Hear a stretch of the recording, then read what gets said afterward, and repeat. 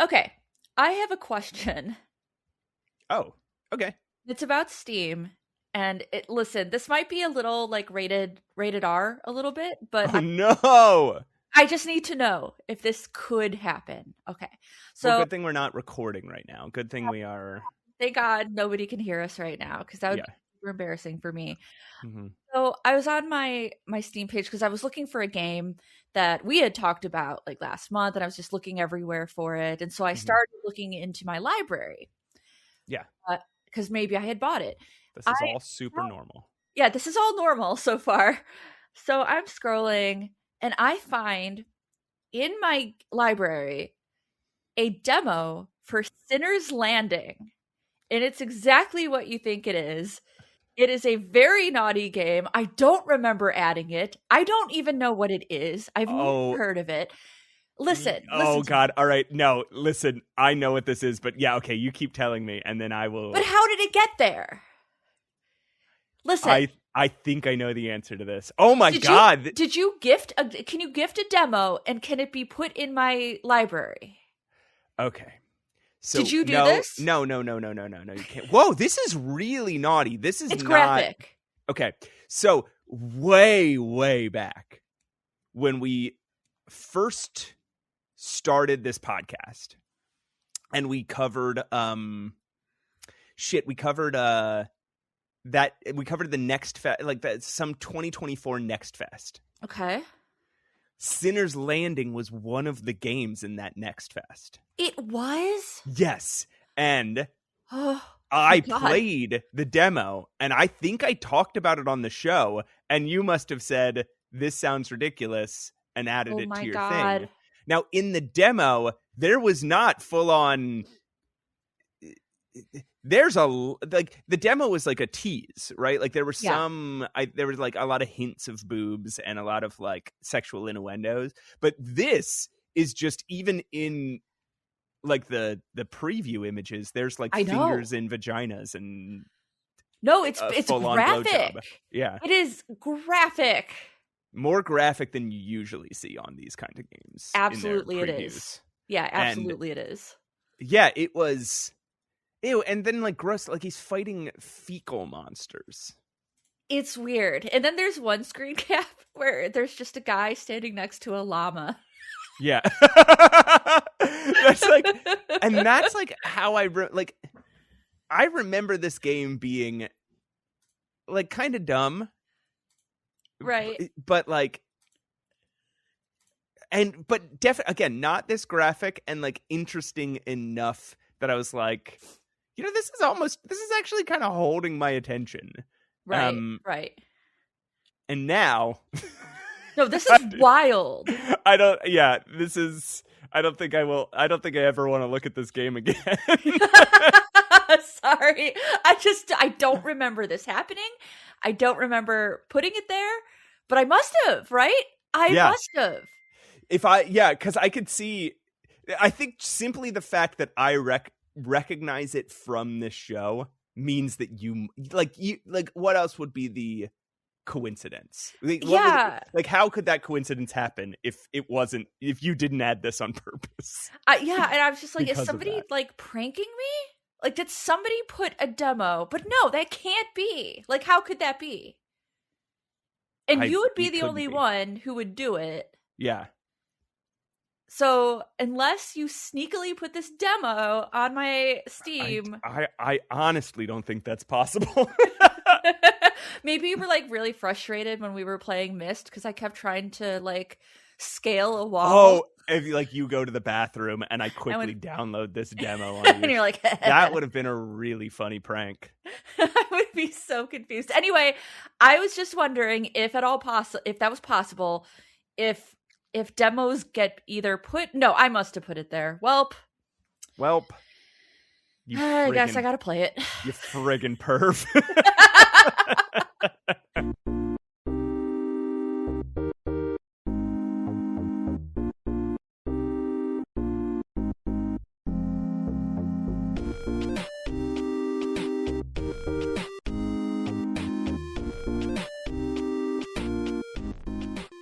Like, I like naughty stuff, but like I But like, was not prepared. yeah, let me click on the word naughty first. Yeah, exactly. Like if it had said naughty, you want to see naughty stuff, you would have clicked that button.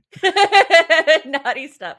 Just have a folder on my, my computer that says naughty stuff inside. I think it's because the name was like Sinner's Landing. Like, yes, I get it, but that's an adult title. But also, I thought it could have just been like a hidden object type of title. Yeah, that's you what didn't that's what I expect to thought. see a full on like. Yeah, like that was pretty graphic. Yeah. So I'm so sorry to everyone that I just brought this up to, and you ended up looking it up. I'm so sorry. Or maybe I'm not sorry. Maybe that's exactly what you wanted. I don't know. Anyway, welcome to Save Your Game. This is not a porn podcast. You wouldn't have known it from listening to the first 10 minutes of this show, but yeah, this is not a podcast about pornography. In a way, it is. What is it, Matt, my co-host, Matt Aucamp? What is our podcast about? Our podcast is about narrative games, adventure games, and puzzle games, and games with stories, visual novels. I don't know what else. We love that shit. Yeah, that's our favorite thing in the whole world. Games that are based around stories and thinking. Sometimes we talk about Stardew Valley, but. Mm-hmm. Yeah, I know it's controversial, but I consider that somewhat of an adventure game. I still don't get it, but I know. I remember like last time you're like, you're going to piss people off with what you consider adventure games. Like, I don't care. I don't care. I'm 40 years old and I don't care about anything. Yeah, look. Anything can be anything at once. I don't like. What am I gonna do? What am I gonna do? Yeah, what am I gonna? Am I gonna go delete Stardew Valley off of every adventure game? Come over and yell at me. Tag? No, I'm not. I'm gonna go to sleep instead. Probably. I'm old. Take a nap. How are you doing, Roses? Pushing up Roses, my co-host. I'm good. It's been a while. It's been a minute. I know. Well, we said it at the end of the last episode, right? We'll slowly get back to normal, but it's going to be for a while. We're going to be every few weeks. I don't know about you, but I'm burnt out. I think you're maybe a little burnt out. Yeah. It's been a rough year. I've gotten sick, I think 5 different times since November. Oh my God. How can that be? I don't know. I don't know, man. Right now, I'm working under the assumption that I'm just burnt out and not that I have some sort of horrible immunodeficiency disease. I personally, like, as your friend that knows you, I think it's burnout. Yes, because I've had as like a content creator, I've had burnout and I know how it feels. Everybody in my life seems to think it's burnout, so I'm like full, because my job got weird. Is what I'll just let the audience know that my job got weird in the past, like sometime around like October of last year, and then like kind of like doubled down on how weird it got in January of this year. Yeah. So I have to assume it's that. If like I've been to the doctor for a couple of these times that I got sick because I assumed I had like COVID or whatever, and every time it's like, hey, you're fine. Yeah, so, I mean, burnout can do that though. Yeah, it can lead to colds at the very least, and also you say you're tired a lot, and I know that like historically you like taking naps, so it seems like you're more tired. I think, so this is what I've been this is what's made man, we're getting real into it here. I hope listeners are okay with this, but this is what's been getting weird. This is what's been rough about my year is I got sick and then I got really, really tired for a couple weeks. My sleep schedule got all like absolutely destroyed. I had to take days off of work because of lack of sleep. Oh my God. Which is pretty wild. And then as I started to recover from that, I got sick again. And then I got tired again, but like less so. And that one I was pretty sure was just depression. Yeah. And again, like I got sick again. So now I'm in this place where right now I'm a little tired, but not more so than usual. That's good. I'm over my last cold. It's starting to get warm out. So maybe I might be getting through the depression stuff. And I've also decided to plan like a big road trip, like some time off. Yeah. Just some cool stuff to change of look scenery forward would to. do you good. And a change of scenery. Yeah. So I think I am on the path to, I think I'm pulling out of this hole. I think I'm pulling out of this whole hole. And yeah, well, yeah. And I mean, I think it's also just like, I don't know how much, it might be 5 seconds or 0 seconds or 3 minutes of it is in the show. But as I referenced earlier, like I got out of a relationship sort of towards the end of last year.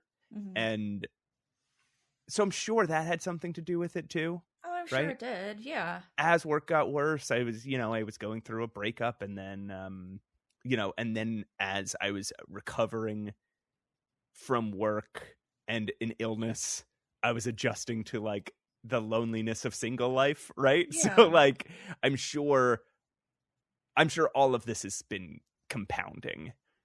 Yeah, I'm sure it has. So all that to say, I'm not like on the bigger stage of my life. I'm not worried. Mm-hmm. Yeah. But keep an eye out on the burnout and how many times you are getting sick, because that is like a little concerning, my dude. It is concerning that I got sick as much as I did. I agree with that. Yeah. And I blame our listeners, actually. Oh, that's not great. I decided I needed somebody to blame, and our listeners are right here in front of us. Blame me if you want. I have no fucks to give, so go for it. No, I don't want to blame you. I think I want to blame our listeners. Oh, jeez. I think we might need them. I don't blame you, listeners, for anything. Nice going, you fucking assholes. Oh my god. I'm the nice one now. Yay! Finally. You've been waiting your whole life for my dream. How about you? How are you?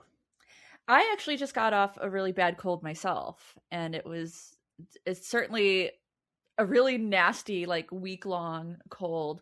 Mm-hmm. I think I kind of know I think there was a trigger to it, but I can't prove that. I don't really know. But I had a PRF treatment, which is a collagen enhancer. So like I've talked about it a little bit before. Super genetic, dark eyes. I've had them since I was 10.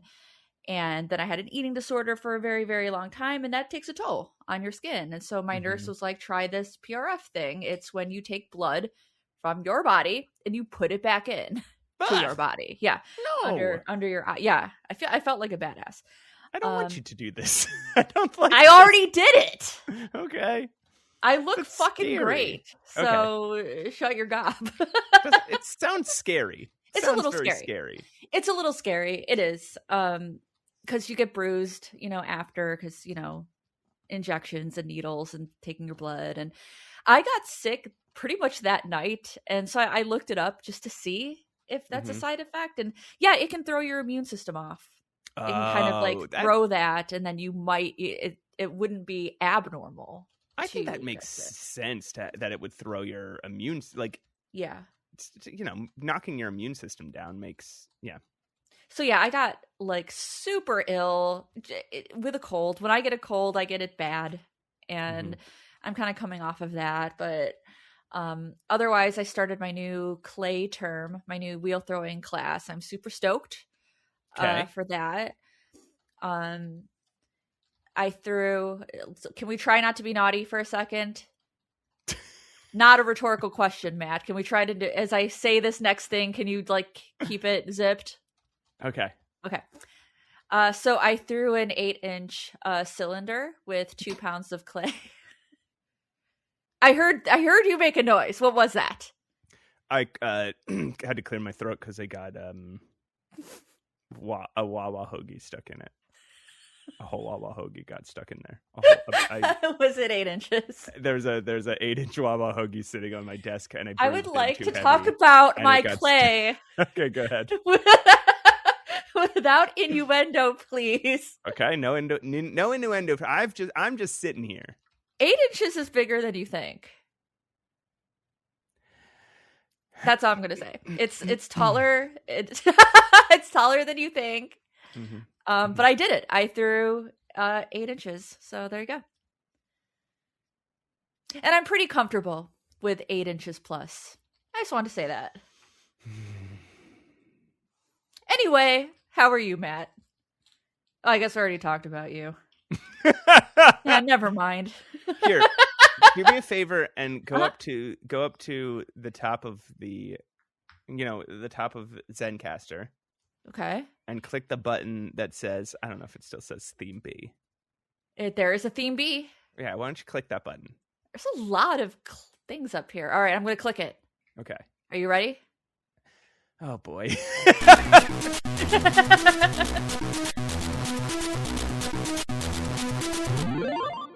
Playdate with Matt. Welcome to Playdate with Matt, the segment in the podcast Save Your Game in which I talk about my cute little guinea pig? No, my cute little handheld console by Panic. It's got a little tiny 1-bit screen. It's got a crank on it. It's got an A button and a B button and a D-pad. And that's about it. And I've been playing. I finally got my way through season 2. Playdate season 2, which Playdate season 1, when you get the Playdate, you get season 1. It's I don't know, like 20 some games, all for free.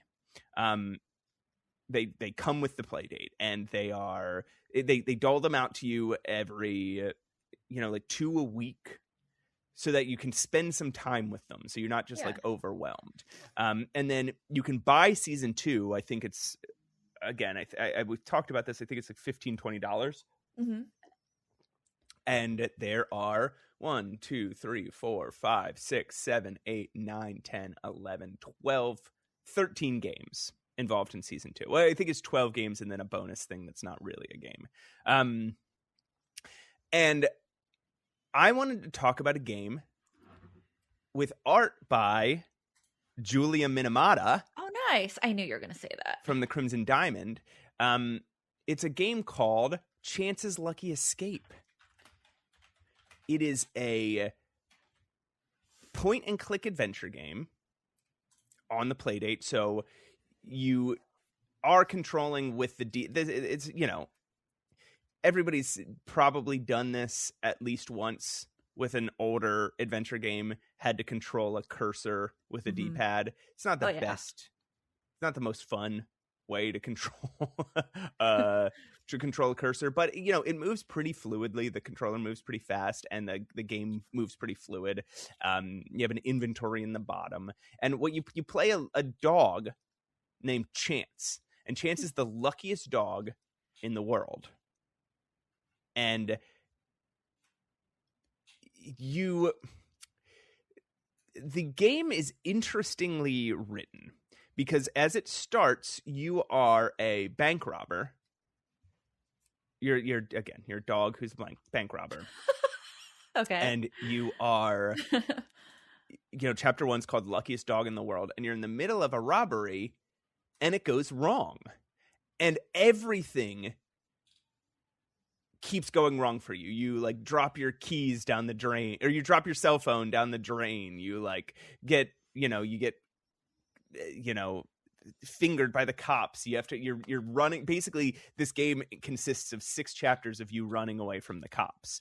Okay. And so you don't feel like the luckiest dog in the world. But then as you're playing it, you're like, man, but the ways that his bad luck is working out for him actually keep he keeps stumbling backwards into very extraordinarily good luck. Yeah. So it's very fun and cute and funny, and like the character of Chance is really cool. The puzzles are really they're that sort of very logical puzzle where it's use wrench on. Is there an inventory? Yes. Okay. And there's occasionally usage of the crank in silly ways. It's very cool. It's a very fun game. Like people have been trying this whole time, as we've talked about several times. People have been trying to make adventure games work on this play date, and people have tried a bunch of different ways. And I think last time I was talking about the whiteout, or just whiteout, and I was saying like I think this is the ideal way to make an adventure game work.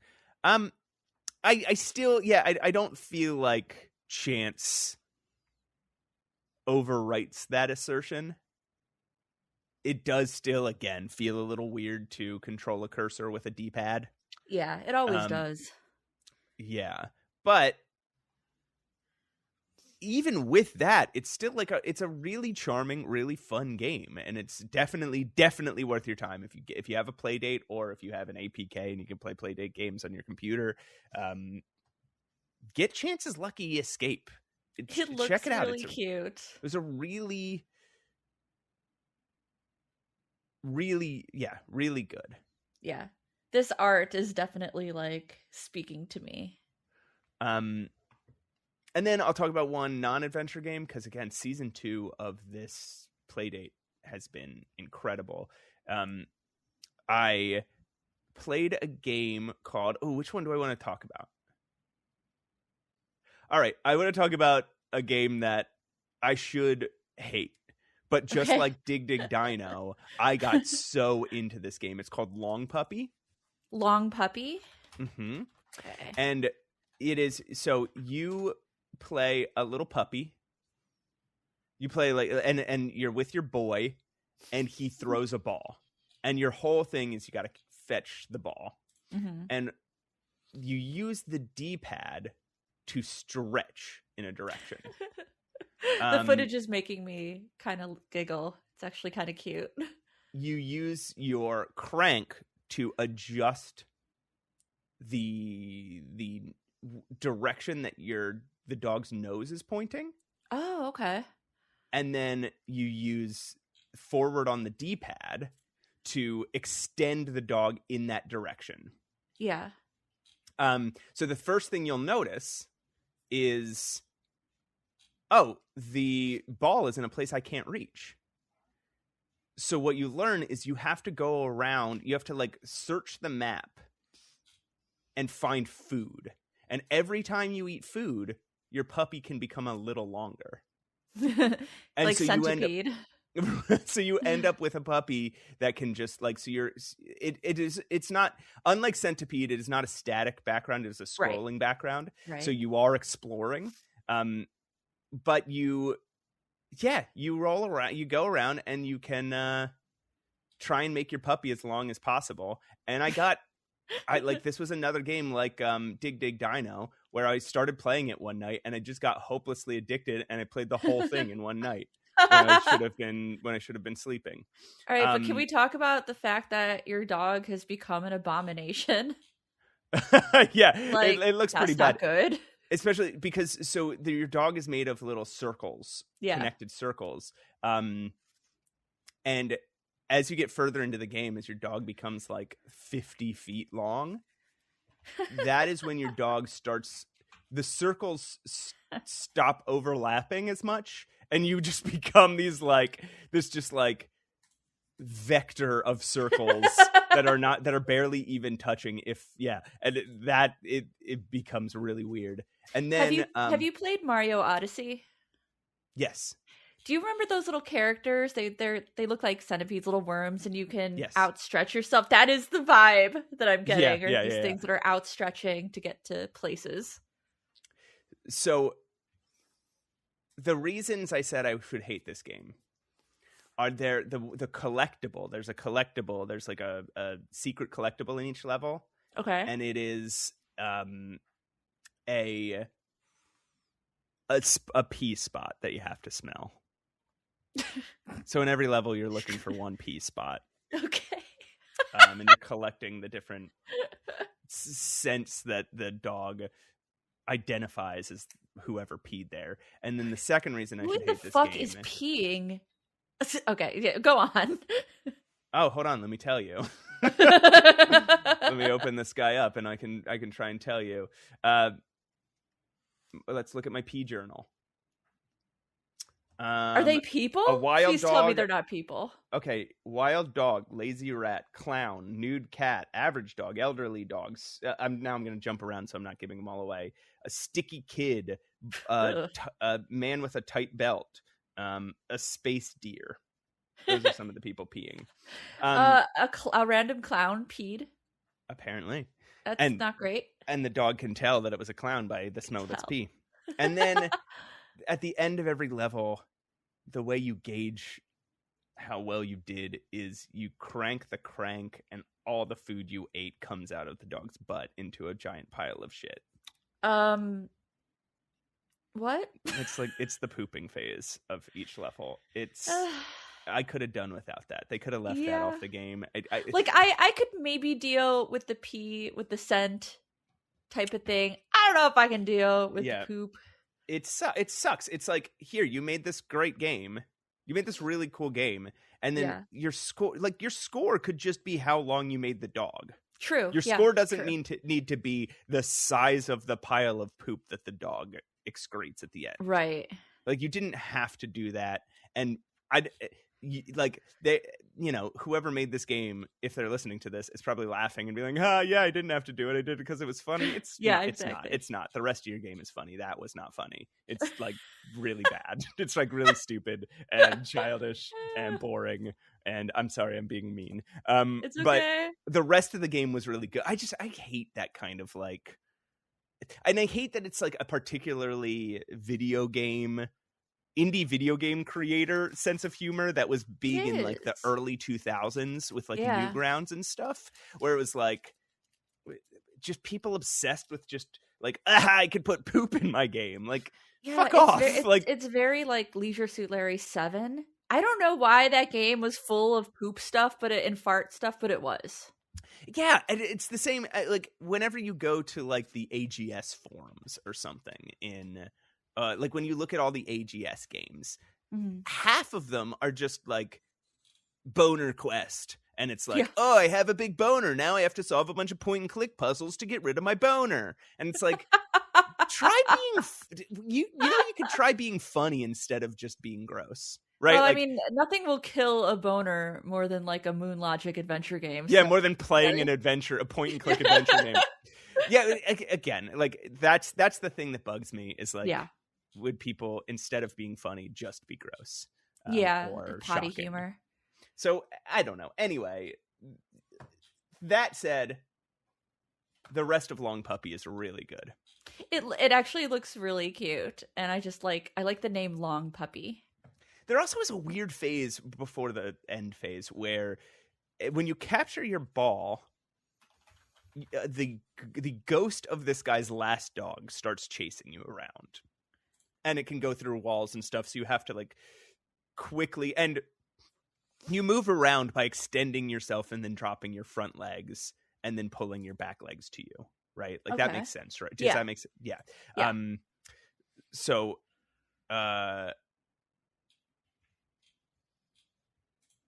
sorry,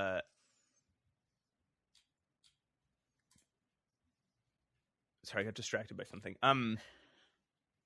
Come back, Matt. Come back to us. Long Puppy. But so this dog, it's like you don't get a game over. It just takes your ball and puts it back where it was. Okay. And then you got to go get the ball again. So it's almost just like it's not adding challenge. It's adding tedium. Yeah. And that's also a decision I don't love. Sure. But anyway, that's Playdate with Matt. Yay. Wait, do I replay the theme? Yes. Yeah. I do? Yeah. Okay. So excited. Here we go.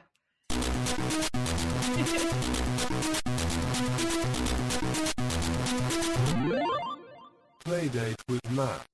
I couldn't remember if we did the theme again, but that makes sense. Always it's like love a playing sandwich. I always love playing a theme twice because Yeah. it's like you have it and it's fun to listen to. Super professional.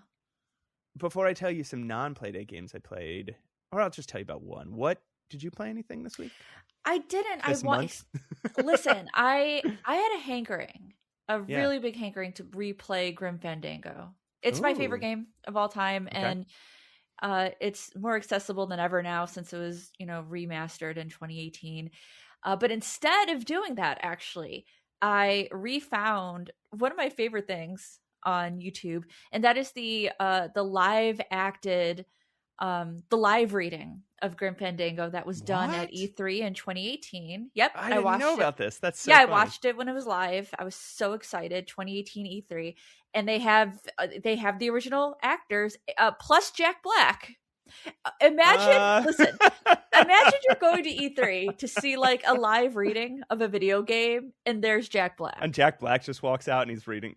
And he does some of the extra, like the extra characters and stuff. But yeah, Tony Plana does Manny. It's amazing. It's like he never forgot the inflections of some of these dialogue trees. That's so cool. And I was talking to someone about it as I was watching it. Because, you get inspired when you see like your games come to life like that and you see this live reading. By the way, Glottis's voice actor, when you see him come to life, is incredible. Wow. So entertaining. But I was like, you know what makes adventure games really magical? In a game like Grim Fandango, there are so many dialogue trees and so many ways to interact with things that you don't think you're going to even be able to interact with. Okay. And my example was there's a little tattoo parlor in Grim Fandango in Rubacava, and there's a payphone there. And one of the most magical things in an adventure game is finding a thing, looking at it, and wondering if you can interact with that, if that has a response. And it does. You can pick up the phone and say, "Hey, baby, it's Manny." Like, it's so funny. Okay. And then the tattoo artist is like, "Manny, I'm trying to work here." It's just the best. And that just got me thinking of the magic of that kind of interaction. Because if you think about kind of the the more graphic adventures, the text-based ones, you wish you could interact with everything. You're doing look this, look tree, look branch, look floor. Yeah. In King's Quest III, I really wanted to interact with like there's these barrels that say they just have foodstuffs in them. That's it. It says it's full of foodstuffs. Yeah. And you can't interact with it. I'm like, why? There's foodstuffs in there. I want to know what the foodstuffs I want to see the foodstuffs. But in Grimm, when you try to interact with something, it lets you. And it you don't only interact with it, it has a funny response. And I highly recommend watching the live reading, by the way, if you haven't seen it. Yeah, 2018 E3 Grim Fandango live reading. And that also got me thinking of, can you guess which game I think is the most like interactable, where everything has a description at least? What game? Oh, Freddy Farkas. No, but that's a great guess. That's a great guess, though. That one is very okay. What one? I think it's Callahan's Crosstime Saloon. I think you can mouse over, and it's not like it has a reaction like Grimm does to everything, like something comical, but you can mouse over anything, and it will have a snarky little response. You can mouse over the pigeons on the roof, and I just think that's so special about adventure games. I think it is so exciting when you wonder if you can, if this item, this thing on the screen has an interaction, and it does. Yeah. And it's fun. And that's why I love Grim Fandango. And y'all should go play it if you haven't played it. I don't know why you're here if you haven't played Grim Fandango. That'd be wild. But in the case that you haven't, I think our podcast can serve as a show for people who were not classic adventure game fans, sure, but who like modern narrative games and don't mind hearing about us also be nerds about traditional Yeah. adventure games sometimes. Yeah. But yeah, I didn't want to. Grim Fandango's a long game. I will replay it. I love that game. But just listening to the live reading was great because they include some of the dialogue tree like decisions. So there's a scene where Manny is talking to Domino, and you have your dialogue tree. It pops up and your options, and he'll say things like, "I want to ask you a question. I want to punch you in the face." Like he goes through all these dialogue trees in the live reading, and it's just so good and magical. Such a strange thing to do. I mean, I'm glad but it's cool, magical. But yeah, it's magical. It's so good, and so like, yeah, if you're a big Grim Fandango fan, this will excite you. They have the original composer on stage. Okay. So all the music is being played. I don't know if they did Swanky Maximino or not. I can't remember, but yeah, it's great. It's really great. And Jack Black plays Don Copal, and he makes him sound like a New Yorker. It's just the wildest thing I've ever seen. I'm like, oh, Jack Black is unhinged right now, and it kind of works. That's so strange. Well, then I realized that Jack Black worked with Tim Schafer on Brutal Legends, so it kind of made sense. They're buds. He's been in LucasArts games, so like, yeah. But it was great. So yeah, that's what I did. I did not play a game, but I did watch the live reading, rewatch the live reading of Grim Fandango. That's very cool. I will have to. I didn't even know that existed. I'll have to look that up. That's super cool. Super cool. And then did you have one more game? Oh, sure. Yeah. I wanted to talk about so I've been playing a lot more of the 100 Line Last Defense Academy. Okay. It is by one of the writers of the Danganronpa games and one of the writers of Steins Gate. Right. And you are, I think, 12 kids who wake up. You're a kid who's living in this simulation, kind of like it's like an indoor. It's clearly something post-apocalyptic has happened because you're in this like living. It's not a simulation, but it's like the sky is a screen. You're in like a bubble, like a dome. And it's like the Tokyo Residential Complex is what it's called, the TRC. And you get attacked by these weird, I don't know, fucked up stuffed animal looking things. Okay. That is very Danganronpa. And you get pulled away to this academy where you wake up and you find that you and these other, I think, 11 kids, because more get added later. So I'm trying to think of what the actual number is, but you wake up in this academy and you find out that you have all been pulled away you've been selected to, for 100 days, defend this school against these invaders. It's 10 kids. You're one of 10 kids, and then you meet 5 later on. Okay. To defend this school against the invaders, because in the school is something that will win the war and save the Earth, and allow you all back to the surface. Yeah. So you're just a bunch of kids, and a lot of the game is like a visual novel.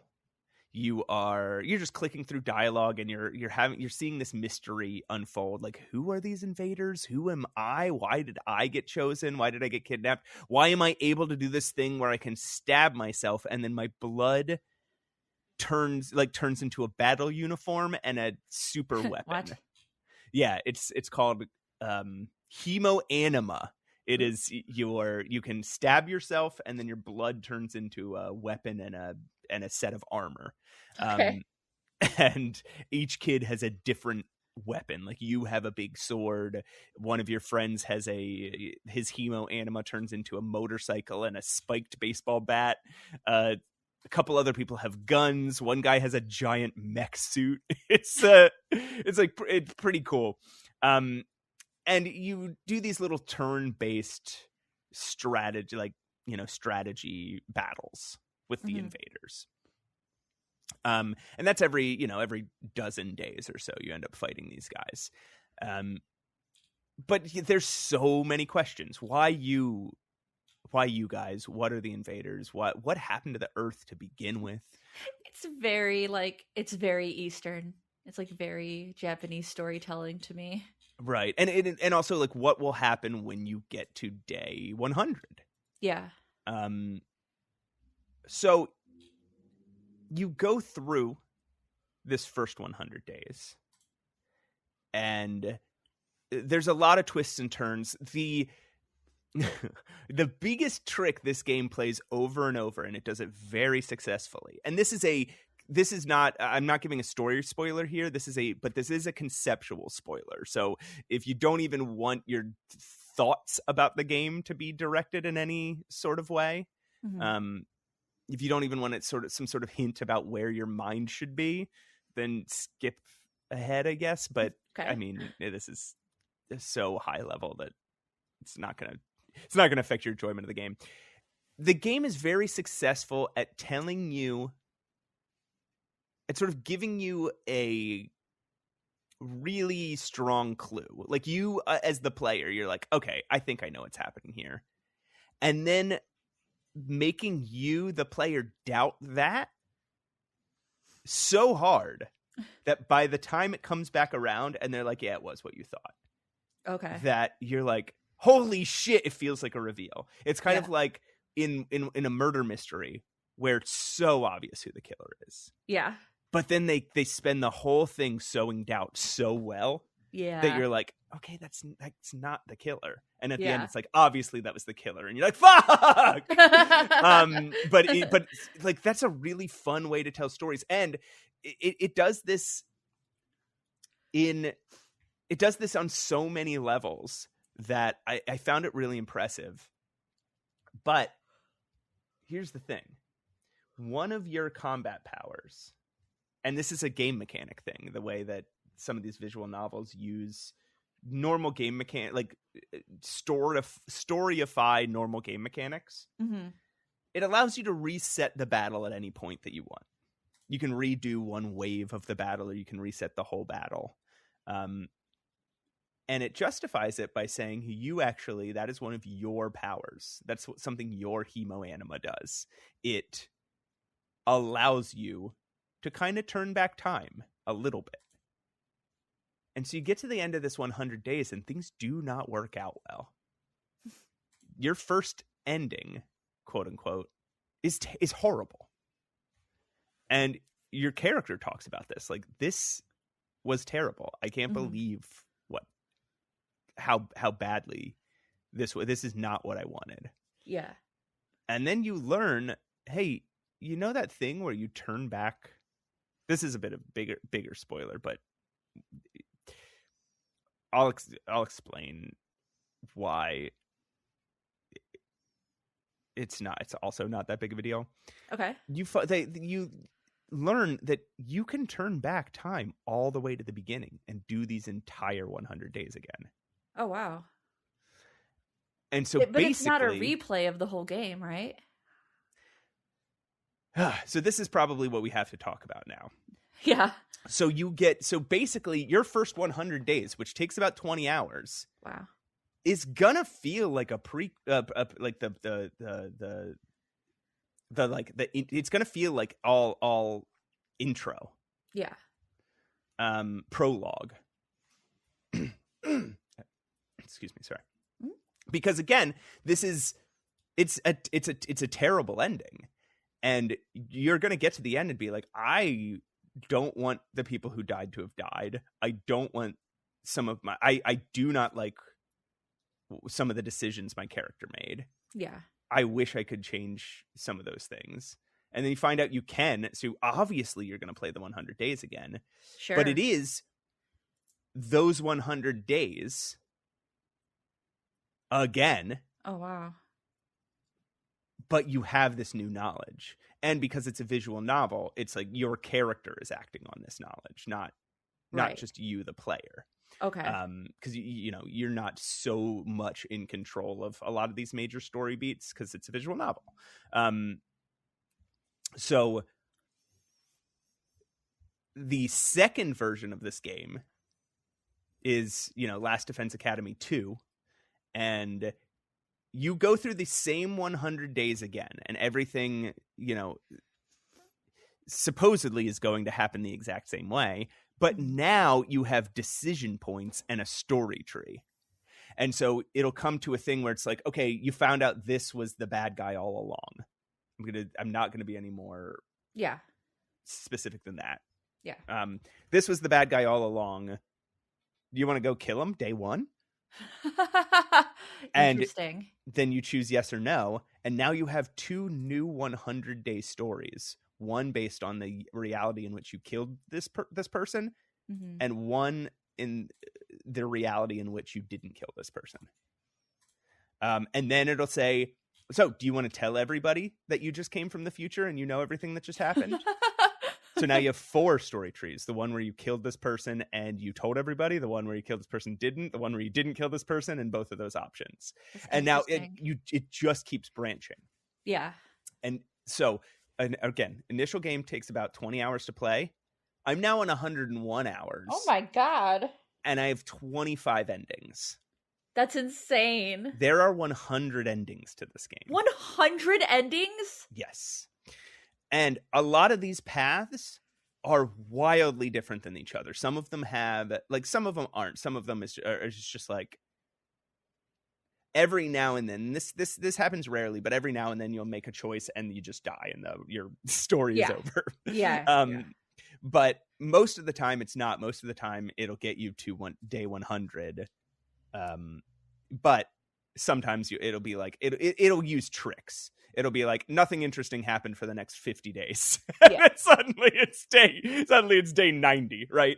Or you got knocked unconscious and it took you 20 days to wake up. And so suddenly you skip from day 50 to day 70. So you're not having to play what's 100 times 100, 10,000. Yeah. You don't have to play 10,000 of these in-game days, but you do have to play quite a few. You have to play several hundred, I'm sure. Yeah.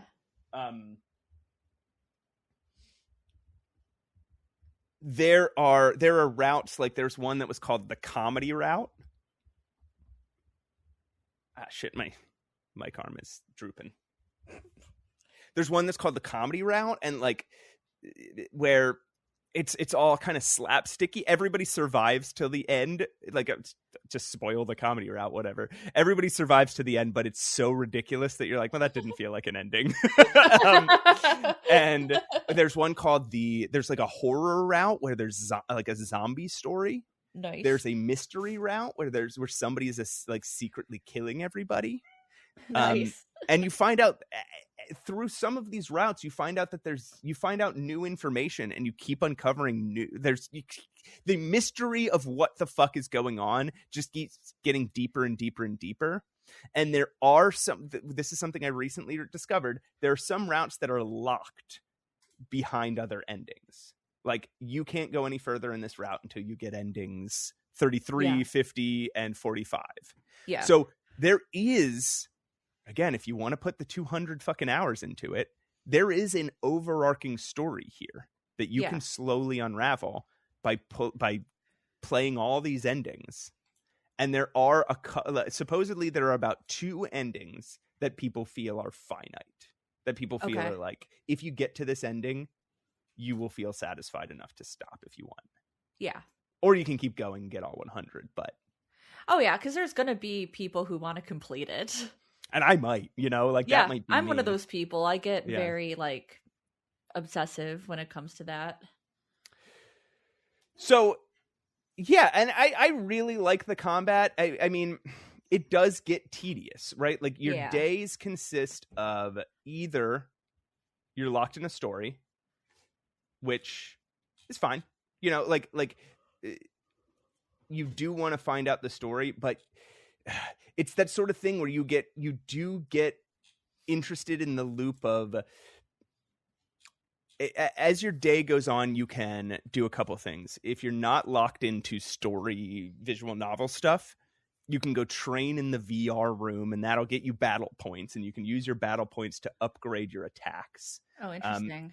You can go on missions out beyond the academy to gather resources, and that's kind of like a board game where you roll a die and you land on certain spaces, and you then in each space it gives you usually like 3 choices. Do you want to do this, this, or this? And some of the choices will lead to bad outcomes and some will lead to good outcomes, and you're just trying to get as many resources as you can before you die. Yeah. And you can use those resources on other excuse me. You can use those resources on these quote unquote free time days to upgrade your traps that you can use in battle, upgrade your potions that you can use in battle, or craft gifts for your friends and increase your bond. And with each one of 5 stars that you can bond with your teammates, you get like a special little scene. Yeah. That's what I would be like so focused on. Yeah, I love that shit. So you can get caught in that loop and get really into I'm like, you could get a goal. You're like, I want to get to 5 stars with Nozomi. Yeah. And you then 10 days happens, or even maybe suddenly a story beat happens, and now for the rest of the 100 days it's all visual novel. That's what I'm in right now. I'm in the mystery route, and interesting. There's no free time. It is all visual novel. And some like there is a sort of simulation of the trials in Danganronpa in this route. There's a couple times in the first route, in the first 100 days, you have to convince somebody of something, and you have to basically present them certain arguments, and you get a little further and a little further and a little further in convincing them. So you're basically doing that, but you're accusing them of a crime. Okay. So you have to present the right evidence. Right. So I'm stuck in one of those right now, and like the mystery route is pretty cool. Like, I'm really enjoying the mystery. I'm really enjoying solving the cases, but I'm also getting frustrated because I just passed the comedy route, and the comedy route is almost all free time. The comedy route almost seems there for you to get all your bonds, collect all your resources, upgrade all your stuff, and then there's some funny scenes in the meantime, right? Yeah. Like, that almost seems like the reason it's there. and so I just got off of that, and I didn't get through all my goals. So now I'm on this route where there's no free time, and I keep getting frustrated. I'm like, fuck! Like, yes, I want to solve this mystery, but fucking just give me a day to craft gifts for Tagamaro. I want to make him gifts. I want to make him 5 leather tiger jackets, please. 5? Well, because I want to make kaleidoscopes for Nozomi. I want to make a torture restraints for Yugamu, please. I want to make 10 trash cans for Shuma. Wow. Everybody has gifts. Everybody has gifts that they prefer. Like, it's like Stardew, right? Like, I can't even imagine how many fucking amethysts that Sebastian has kicking around in his room. Yeah, it's so funny because if you keep crafting the same thing, you're like, why would you need, like, one of them is a limousine. Why would you need 7 limousines? And what are you doing with them here? I crafted you women's underwear 6 times. Yeah, it's I don't know. It's a lot of fun, but it is one of the more tedious versions of these that I've ever played. And I was just gonna use that word. I'm like, this sounds a little tedious, actually. I 100%ed Danganronpa, and doing that is tedious. Because it's got a lot of stuff like this. But this is way more so, and I'm pot committed now, but like I don't know. It's hard for me to answer. It's hard for me to answer the question, are the little kernels of story that you get worth the massive amounts of time you have to spend getting them? Yeah. I mean, I felt that way a little bit about Paranormicite, where it was just a lot. And in this game you're playing sounds like way, way, way more. But there's parts that are tedious like that, where you're just getting little bites of the story, and it's like, what am I doing here?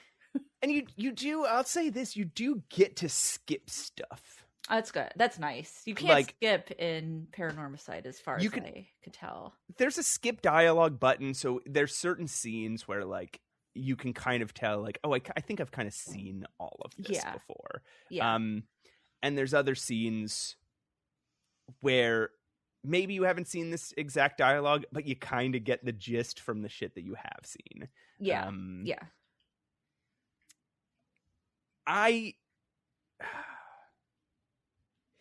Yeah, so that, and you can skip any battle that you've already played. You can skip any exploration missions that you've already done. You can skip, because there's sometimes you have to, like, the story calls for you to go explore, not just to explore to collect resources. Now, I always do the exploration missions, because usually if the story is calling you to explore, you're still on that same map, so you can collect resources while you're doing your story mission. And I don't want to like pass that opportunity, because otherwise you have to wait for free time, and like I said, like it can be a little frustrating when some routes have very little free time. So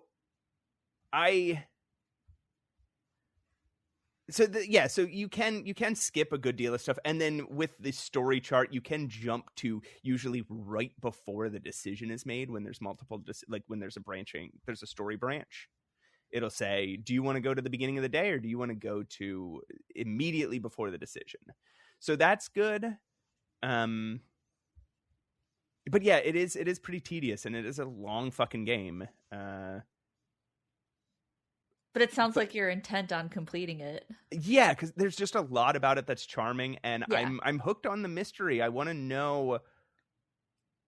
I want to play just that part. I love a good like mystery game.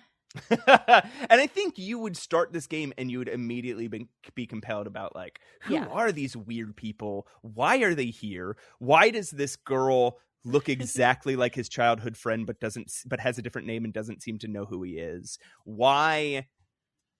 Like, there's a lot of mystery at the beginning of this game. And then again, later, there's more mystery either in the microcosm, like the mystery route where somebody's being killed.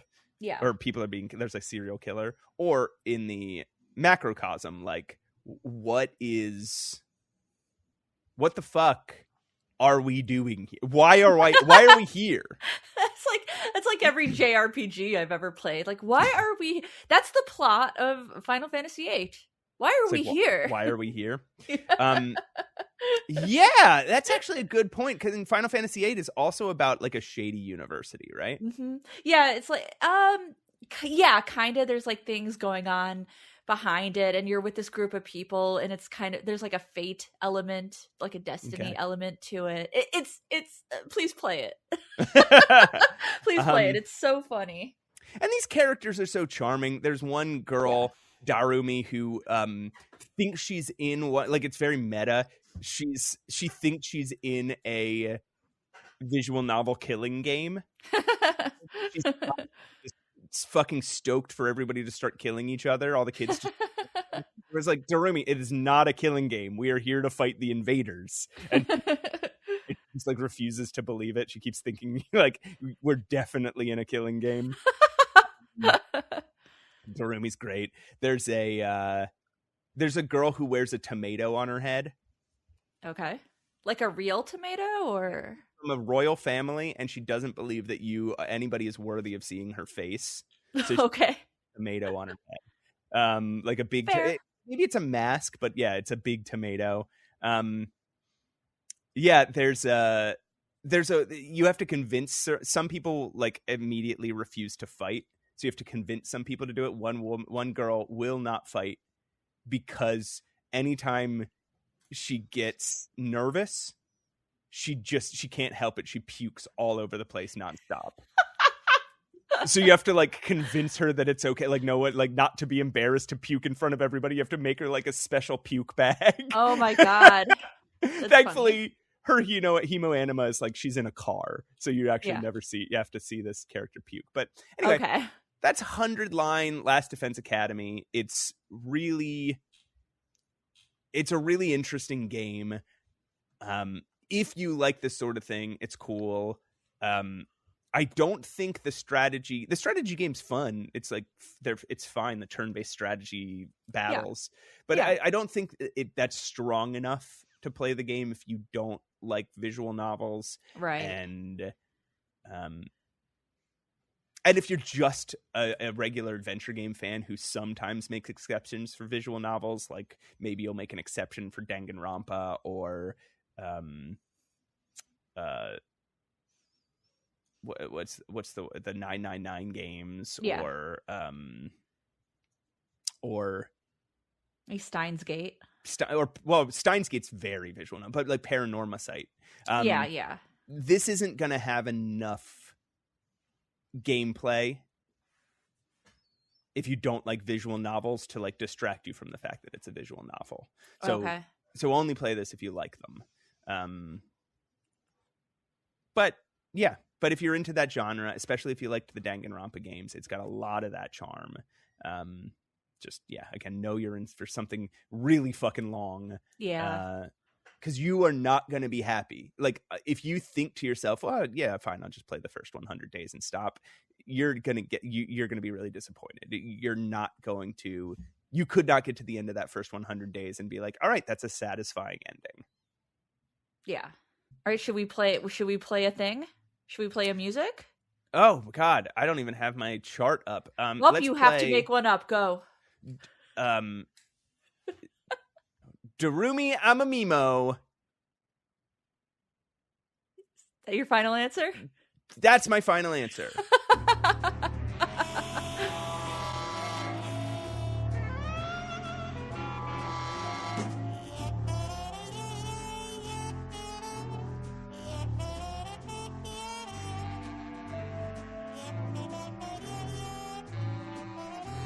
Hey everyone, welcome back to Save Your Game.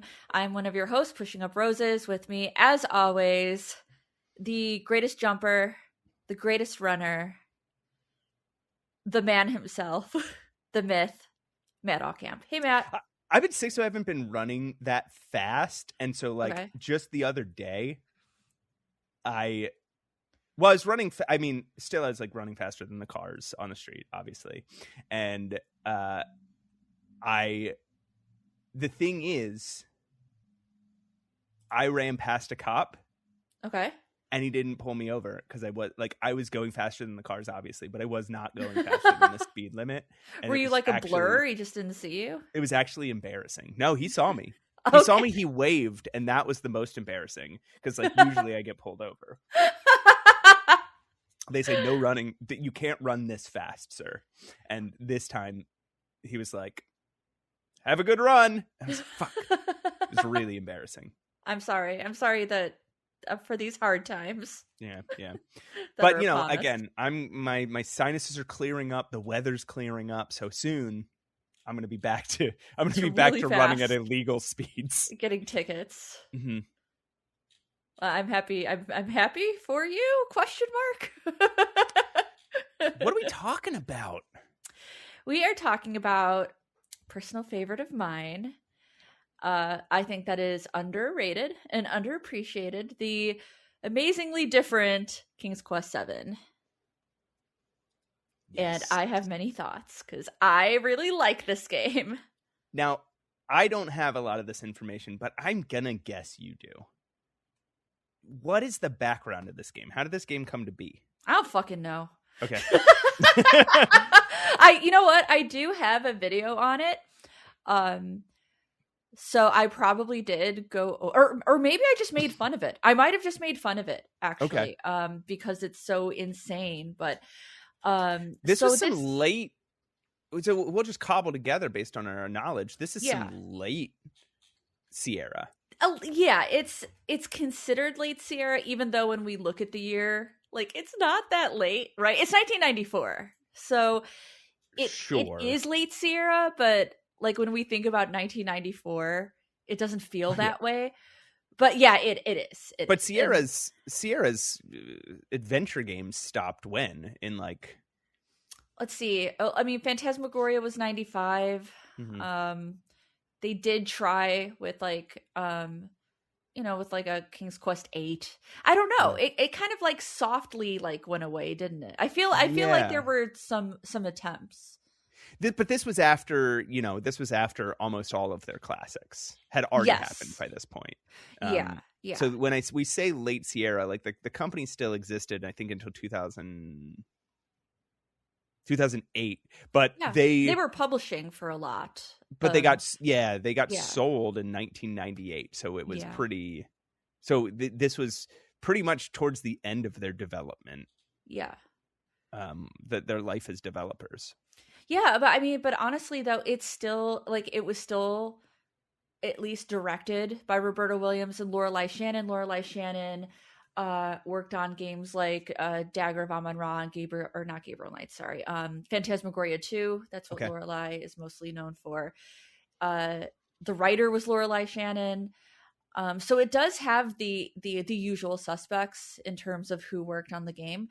Yeah. But yes, it is extremely different, both in structure and UI and animation style. It looks Right. completely different.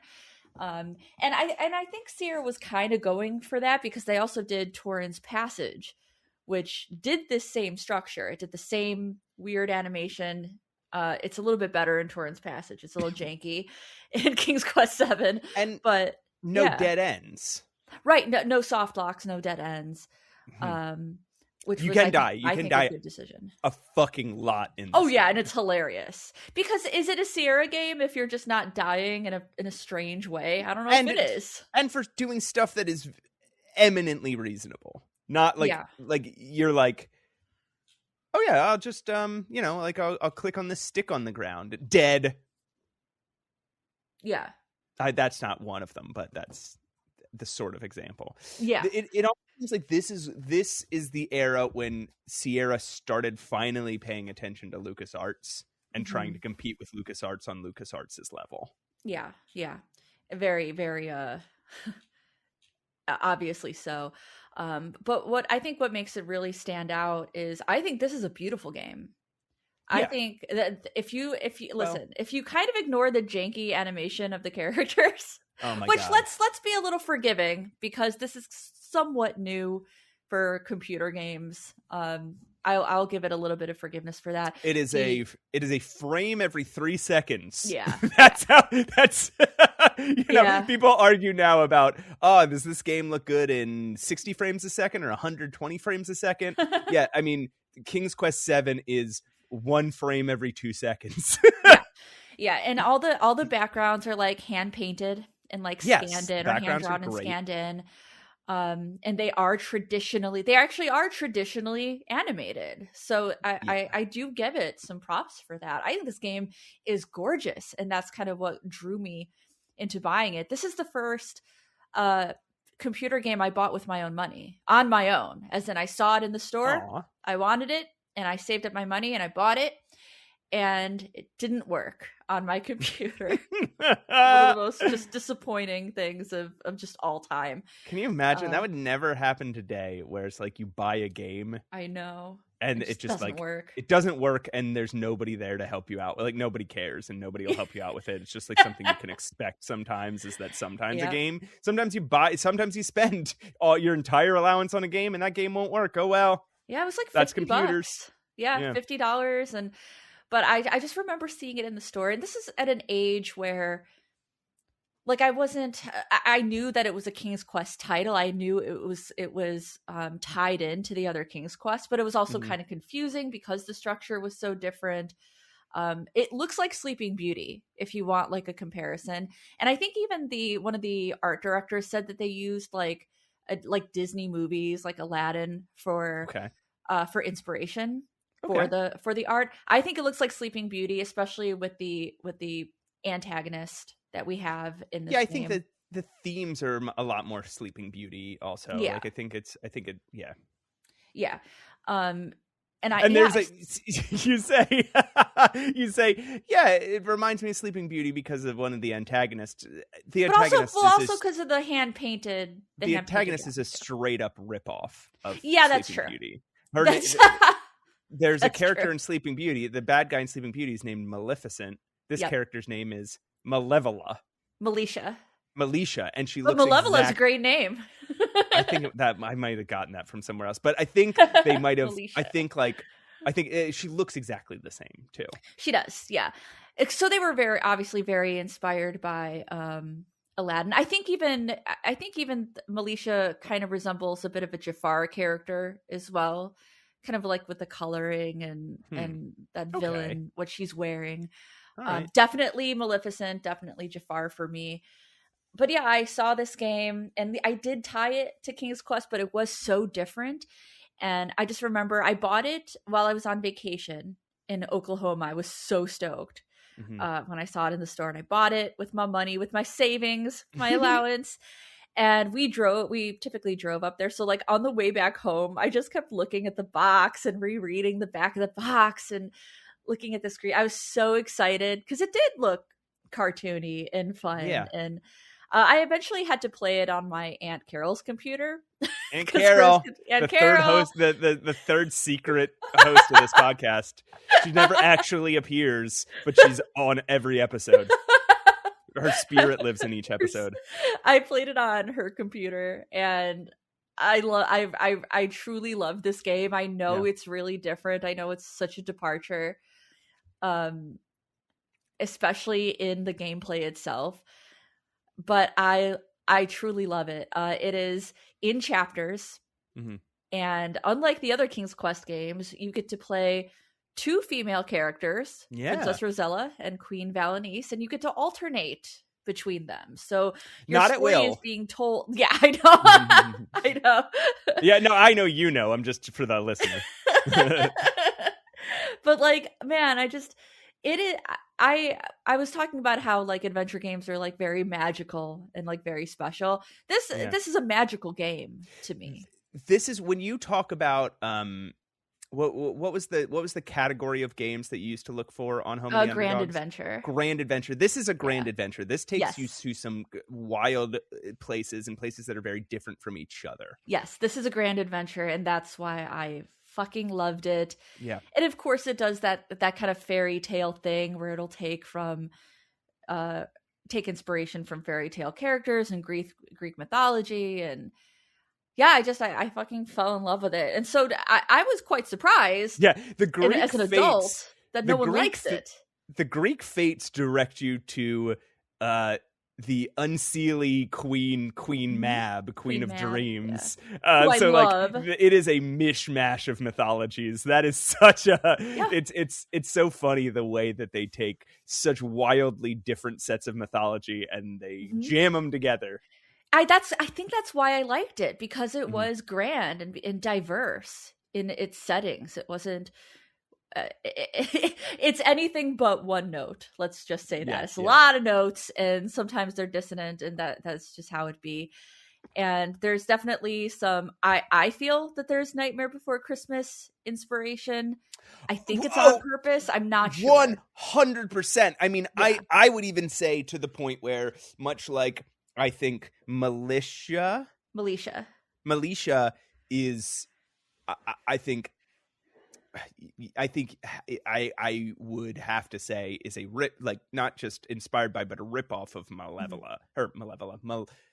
Maleficent. I think there are 2 characters in this game that are Nightmare Before Christmas ripoffs, because Nightmare Before Christmas came out in 1993, was huge, and there were these 3 characters played by, I think, Paul Rubens, Whoopi Goldberg No. and No. was it Whoopi Goldberg? It's Paul Rubens, Catherine O'Hara, and Catherine Danny O'Hara. Elfman. Yeah. And who? Danny Elfman. Danny Elfman. Okay, so there are these three characters, Lock, Stock, and Barrel, who are these Shock. like three mischief-making kids who work for Oogie Boogie Man, and they wear Halloween masks and they run around doing like terrible things.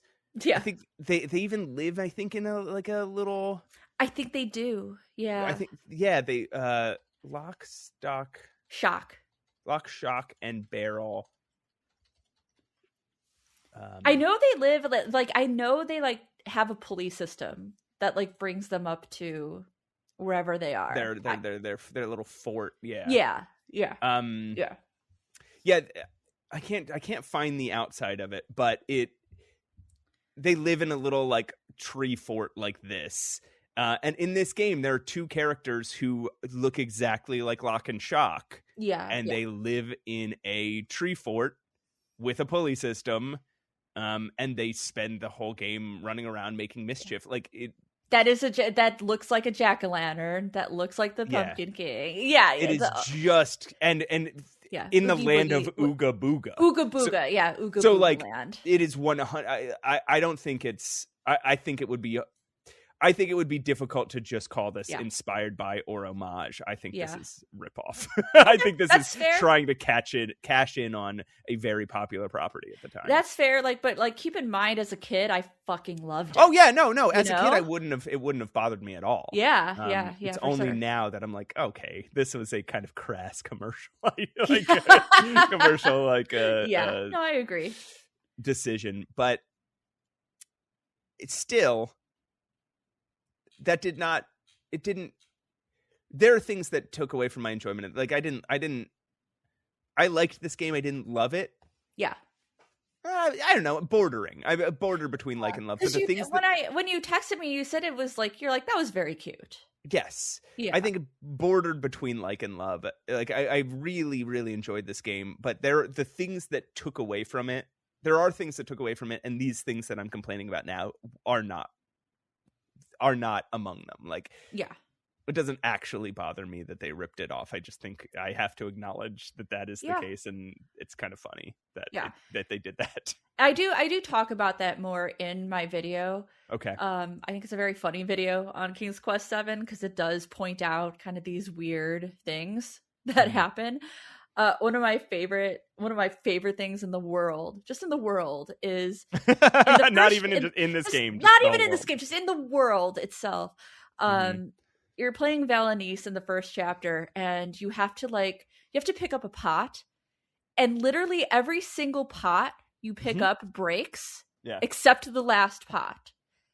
And it doesn't matter which, and it doesn't matter. It's not like there's one of the pots that doesn't break. It's like the game will break every pot except for the last one. Correct. Yes, correct. And it's just like, why? And it's because everything is animated. She has to like react to every pot breaking. Yeah, that is the level of humor that this game goes for. It is trying to do kind of a Don Bluth-y, heavy like slapsticky type of humor that you see. Like the game is full of that. There's a room of funhouse mirrors, and that's the joke. There is just like you keep looking silly in each of the mirrors. It is clearly to me, it's clearly they discovered this new animation style for their games, and they were just having fucking fun with it. They were just like, if we are doing a cartoon, let's do cartoon shit. Yeah.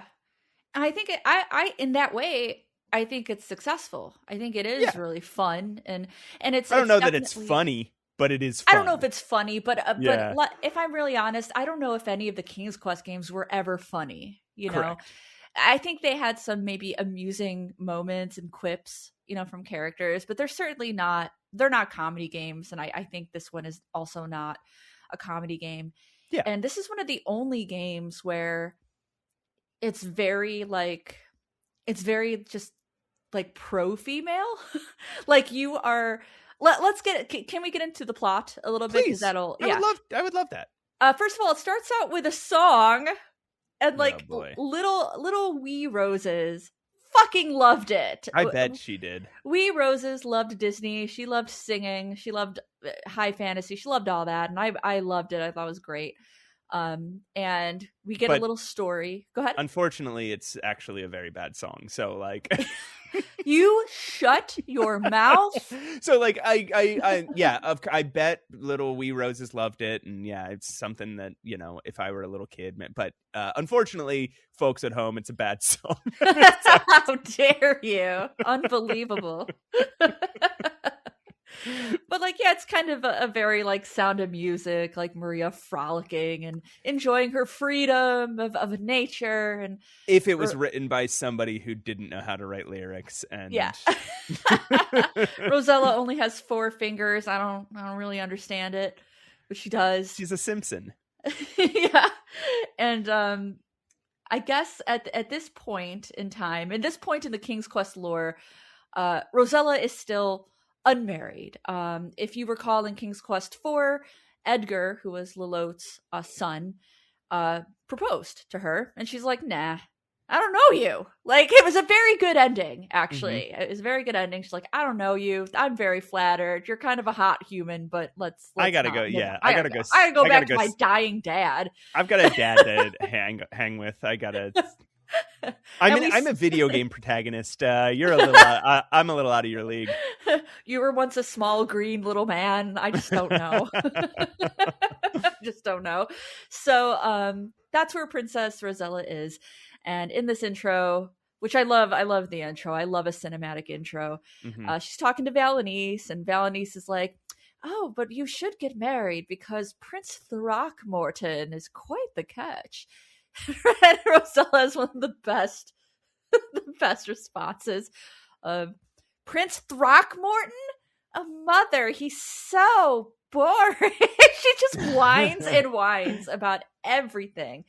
And, you know, she's kind of this mischievous kind of young woman who doesn't want to get married.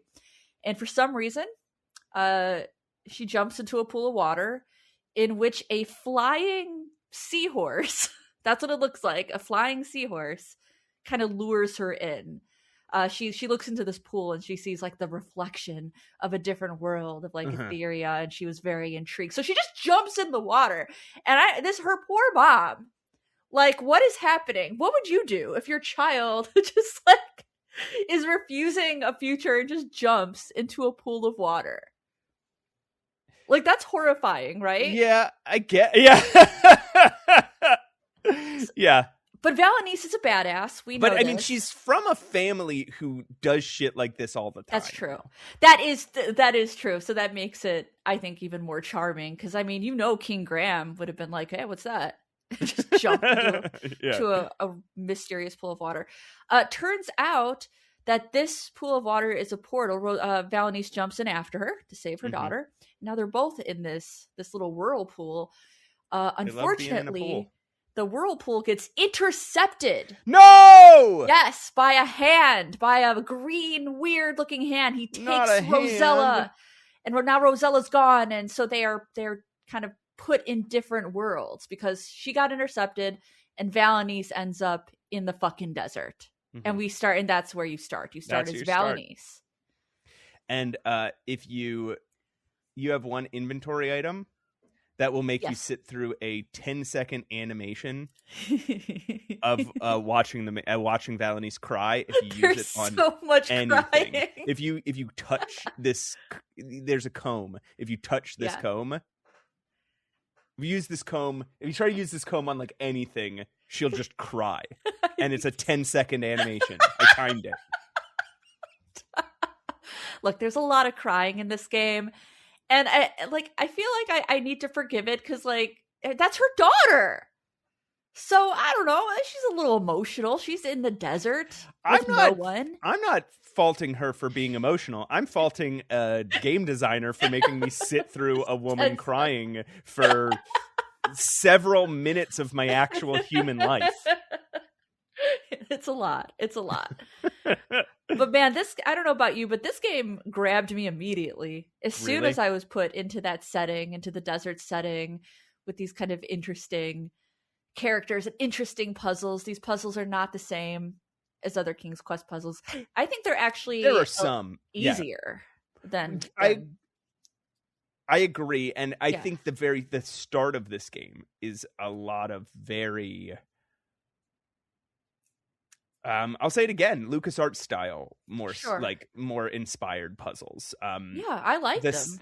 I would say there are some very Sierra-y puzzles. There's a mouse who he will trade you oddities. He'll trade you any inventory item for an inventory item that rhymes with it. So that ends up being a very Sierra style puzzle where it's like, oh, what rhymes with this? And you don't know until you couldn't possibly guess. And it's also very inventory object puzzle, right? Is going through all of your inventory to see what you might trade with this little mouse. And the latter half of this game, so like the first 3 or 4 chapters are very, LucasArtsy, inventory item, kind of logical, but also a little absurd puzzles. The the last 2 chapters become a lot more traditional Sierra puzzles, where it's just like, what the fuck? It's just doing nonsense things that don't make any sense. That it only makes sense in retrospect, Yeah. I wonder, I think I've just played this game so much that it just all makes sense to me. when you play, I think it's chapter 5. If you're trying to play chapter 5 without ever having played it before or without a walkthrough, 80% of it is just absurd. Like absurd moon logic that you would not intuit. Yeah, I can understand that. At least there's no dead ends, so at least you have a chance. You can keep going. You can keep doing it forever. Yeah, and you don't have to worry about if you did something wrong or not. Did you have any? Go ahead. The only way I would say that there are, and these aren't actual dead ends, because like you said, you can't get into an unwinnable situation. You can keep trying and trying and trying different. You keep trying different stuff for as long as you fucking want. But it simulates the idea of dead ends a little bit. Yeah. By some puzzles can only be solved by remembering a thing that a character told you. Right. And a lot of that dialogue, if you talk to the character again, they won't repeat it. They'll say something like that dialogue is gone. Whereas in LucasArts, if there's a clue that is in a line of dialogue, that dialogue is infinitely repeatable. Yeah, I don't think I clocked that, actually. Anytime you talk to the character, there's a clue at some point where somebody says, remember to take that thing with a grain of salt. Yeah. And if you don't remember it, if you don't remember that, there would be absolutely no way that you could figure out how to solve a puzzle later in the game, except for you're right. And that even was a tough trying every inventory item with everything else wouldn't have done it, because you need to use an inventory item with yourself at the right time. So it's the sort of thing you have to know what you're doing before you do it. Yeah. And if you don't remember that, and he says that, the character says that roughly half an hour, maybe an hour before you actually, you can go into that, you can solve that puzzle immediately after this character says it, if that's how you choose to do it. But you don't need to. Like when you actually end up needing to go into this place, solve this puzzle, ends up being like an hour or so later after the character says this line. And so that's true. The character will never repeat that line. There's a couple things like that, but that's the strongest. I feel like I know why that happened too. I think it happened because that was a cutscene, right? So you get into this area and there's this, it's Fifi Lil Yip Yap is the name of the character. I love this game so much. He's very annoying, but it's in a cutscene. You enter a new area and you are greeted by Fifi, and it's not like a controlled conversation. It doesn't have dialogue trees, so that is actually part of the cutscene. So unfortunately, yeah, you don't get to hear that line. You don't hear that clue again, which is unfortunate. Mm-hmm, mm-hmm. Yeah, yeah. And the way a game in this era, I think, would handle that is it would be written in a piece of paper. They'd hand you a piece of paper that says it, or Yeah, it or would it'd be be, or you'd have a door. diary, or what's Yeah. that? Or it would be on the door. Yes, exactly. Yeah. Yeah. And in this case, no, you just, if you Yeah, it's don't a good remember call. it, you can't. So anyway, back to the story. So you're Valenice, you're in the desert. You're somewhat alone in the desert. There is a ghost that you need to help. There's a little mouse that talks. There's a mischievous jackalope that you see sometimes. And your goal is to ultimately find your daughter and figure a way out. So, what would you compare this desert to? It's kind of Aladdin-y, I guess. It's kind of an Aladdin thing where you have to like do an offering and. You know that scene that never actually made it to Toonstruck? Oh yeah, yeah. It looks like that desert. That's sort of like orange, just orange rocks and sand everywhere. Yeah, yeah, and you just it's pretty. I think the first chapter is probably the easiest chapter. It's pretty straightforward. You just need to, you find kind of this door, this sealed door, and you just need to find a way out. Any way out, really. You don't know where your daughter is, but you need to kind of move forward. And as soon as you find a way out, it cuts actually to where Rosella ended up. Yeah. And very unfortunately, she ended up in the land of trolls. Underneath a volcano, and she has been turned into a troll herself. She a troll now. She a troll. And so you got to figure out kind of that storyline that's happening. And I think that what's really interesting is there are kind of multiple storylines happening here. There's a lot of quests that are their own storyline. Like, why are you a troll? You're also engaged suddenly to the Troll King. Like, it moves fast, you guys. So now you need to work with another troll who thinks that is suspicious, who thinks the Troll King has been acting strange, to move that story forward. Yeah. And meanwhile, you are going through a completely different part of the universe with Valenice. And I think as a kid, I found it very novel when you would like not cross paths with your character, but with the other character, but you would like visit a place that maybe Rosella already was. Or you could maybe phrase it as you do cross paths, but you don't see each other. But you don't see each other, yeah, you don't which is bump wild. into each other. Now, I'll toss. So this is all very fun and very adventure-y. I'm going to toss some cold water, excuse me, on some of the things that were annoying. Go ahead, yeah, go ahead. The walk speed is very slow. You can turn it up. You can turn it up, but you have to turn it up over and over every scene. If you change, if you walk from one scene to the one screen to the next, you have to turn the walking speed up again. It's not like in the menu. You have to press like Control plus. Could you double click and then just go across the screen? No. Oh, okay. Interesting. At least not in the Windows version, which is what I played. Okay, I'll have to look into that. I tried to play the DOS version. I bought the DOS version and it crashed, so I had to play a pirated copy of the Windows version. Okay. But so it's very slow. The dialogue's slow. The cutscenes are slow. The animation's slow. There's also no subtitles. So you can skip lines of dialogue, but you can't see. So you can kind of, if you're playing with Scum VM, you can force subtitles on, right? But they're not exactly accurate. And the game will warn you, like, this is not a game with subtitles. There is there are dialogue lines in the like files, so we can turn these on, but they're not going to be great. Yeah. And that's true in certain scenarios. Instead of whatever line a person says, it's something like, "I can't do that."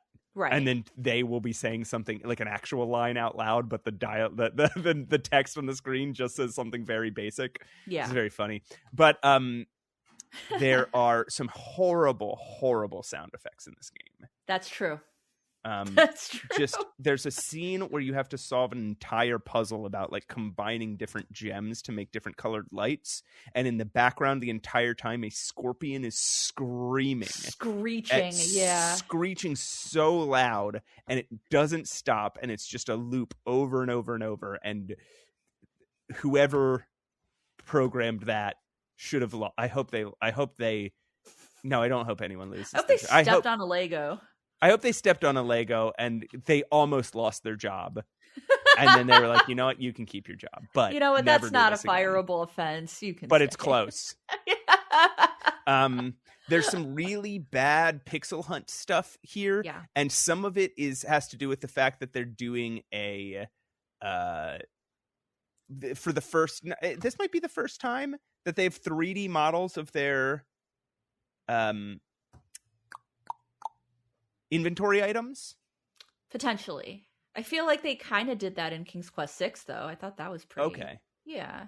But you can open any inventory item and turn around. Oh, I see. Sorry, I see what you mean. 3D models in which you look at and you can spin it. You can spin it, yeah. Okay. And sometimes you will have to, in order to find like certain inventory items, it's like a pixel hunt but in 3D.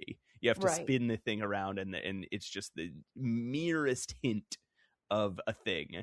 And you're like, oh, okay, I think there's something there, and you click on it, and it's what you were looking for. Right. And then there's some scenes where like there's a point where you need to get a golden bowl, and it's very pixel hunty.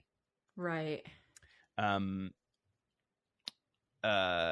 Also, I remember in the kitchen, right? Yes. Yeah. Also, this part didn't bother me that much, but I will say, because we always talk about this sort of thing, there are a lot of adventure game tropes here. There is a chef chasing you from his kitchen. Classic. There's a cart missing its wheel. Yep. There is a ingredient hunt. That's all I wrote down, but I'm sure there's more. But, absolutely there is. Yeah. But like, just, the sort of things where, as we always talk about, there are some adventure game puzzles and adventure game scenarios that just pop up 1,000 times in these old adventure games. And a chef chasing you out of its kitchen has been in, I'm going to say, upwards of 50 different point and click games.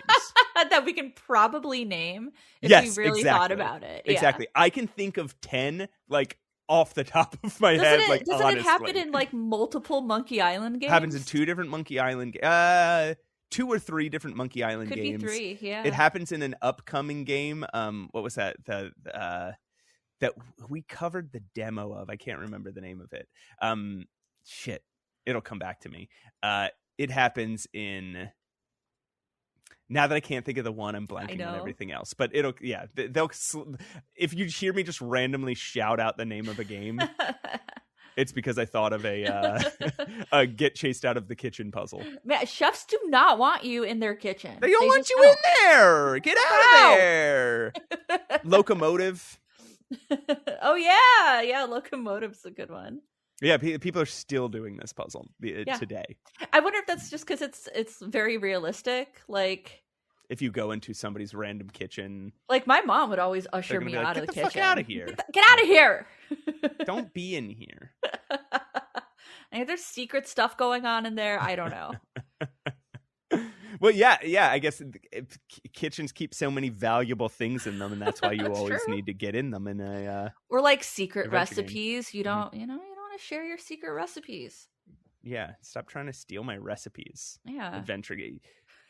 Stop taking all my stuff and putting it in your pockets. All right. So where are we at in the story? So, chapter 2, you are Rosella as a troll.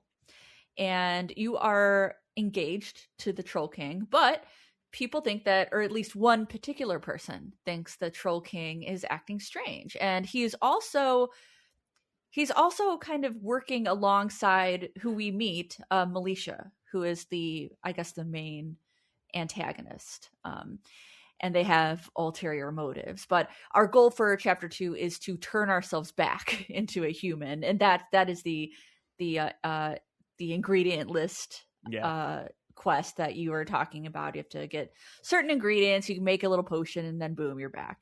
Made me so mad trying to find that golden bowl. Oh. I very much love that chapter, though. I like the dragon. There's a cool looking, like, crystal dragon. There's a 3D modeled crystal dragon. It's very the dragon. Even though it took way too long to walk to that setting. Oh my god.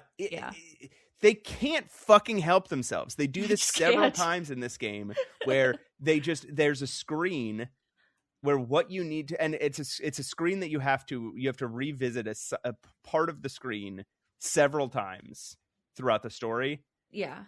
And they make it so you have to walk walk for so long. There's a scene where you have to climb a mountain, and they make you click every individual part of the mountain. Like, you can't just click the top and she'll go. You have to click every individual part of the mountain, and so you also, you can't. It's so frustrating. They can't. I played a version that you double click and she just walks really quick. So I don't know what version you played where you could not do that, but like, I know that I walked fast throughout the entire game. So I don't know what happened there, but I do think in the original, like, release, it was pretty fucking slow. Yeah, I mean, so much of this game is slow, and again, it's Sierra, so they put in these. Yeah, no, I just pulled it open. Nope, Mm-hmm. if you double click on where, like, an arrow, Mm-hmm. She just slowly walks there. Yikes. You can double click on a space. Oh, okay, so she will speed up if you have turned on the fast walk for that screen. Okay. But again, if I walk to a screen that I didn't turn the fast walk on, she'll start walking slow again, and I have to click the plus arrow 3 times. Yikes. But then whenever I come back to that screen, she will be fast walking again. Yeah. But I'm going to say the entering and exiting the screen is still super slow, and just every animation, everything that's animated is way slow. It is. It's slow, and it takes a long time. It's like long. I think as a kid, I had probably more patience for it. You could probably cut about 25% off of this game if just the animations were faster, honestly. Yeah, maybe so. About like the time that you spend, I mean. I don't remember, like, in the troll chapter 2, did we learn Militia's did we learn her, like, motivations? I don't know that I ever fully grasped her motivations. She wanted to, like, blow up the whole world. Yeah, she wanted to set up a volcano to blow up the world. She, like, wants to start over again or some junk. Yeah, it's one of those ones where it's just like, I'm a bad guy and I want to do all the baddest thing. Yeah. It's pretty villainy, honestly. It's pretty rough. And we also find out that this antagonist, and I think it kind of makes sense, there is a connection to Lalote somewhere in this game. Right. And several characters from King's Quest IV actually come back. Well, not several. I guess one. One character comes back. Well, and Rosella. Yeah, true. Yes. True. Too. But, like, so you basically you have to turn yourself back human, and you are also you're looking for your mom, I guess. I don't think you know that your mom has necessarily tried to follow you. I think you saw her in the whirlpool, but you kind of discover it over time, but it's more like, even then, you now have a different goal. Your goal is to stop the volcano. So right, Rosella's goal is to stop Militia. Valenice's goal is to find Rosella. So at that point, when you learn that your mom is here, you're kind of like, oh, all right, I really got to go solve this volcano thing. Yeah. So like It's you pressing, yeah. you find that it like your character is almost, Rosella's like interested that her mom's there and kind of concerned about her mom, but not in such a way that she's going to abandon her mission to. Yeah. Well, I mean, if she abandons the mission, then we're all fucked. Yeah. Then Yeah, then mom's she'll dead never too. see Valanice like ever again. But And do would you that, want to? and, Do you and want would to? that be so bad? Let's What? ponder that for a minute. Oh my god! Or do you want to say what happens after as Rosella in chapter 2? Yeah. We get out of the troll land, and we're kind of given a little teaser. I didn't. We end up. In You my do version, just I stayed there forever. forever.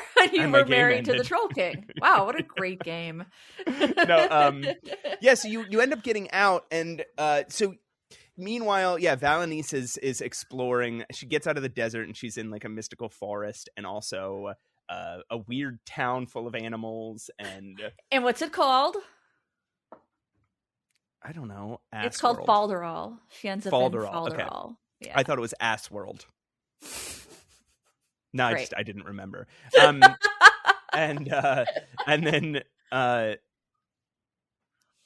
the kind of the coolest setting, I think, of the game, Rosella gets out of the troll world into Ooga Booga, which is like this Nightmare Before Christmas world. It's my favorite. I'm between, I guess, Falderall and Ooga Booga Land. I really like those settings a whole lot. They're super quirky looking.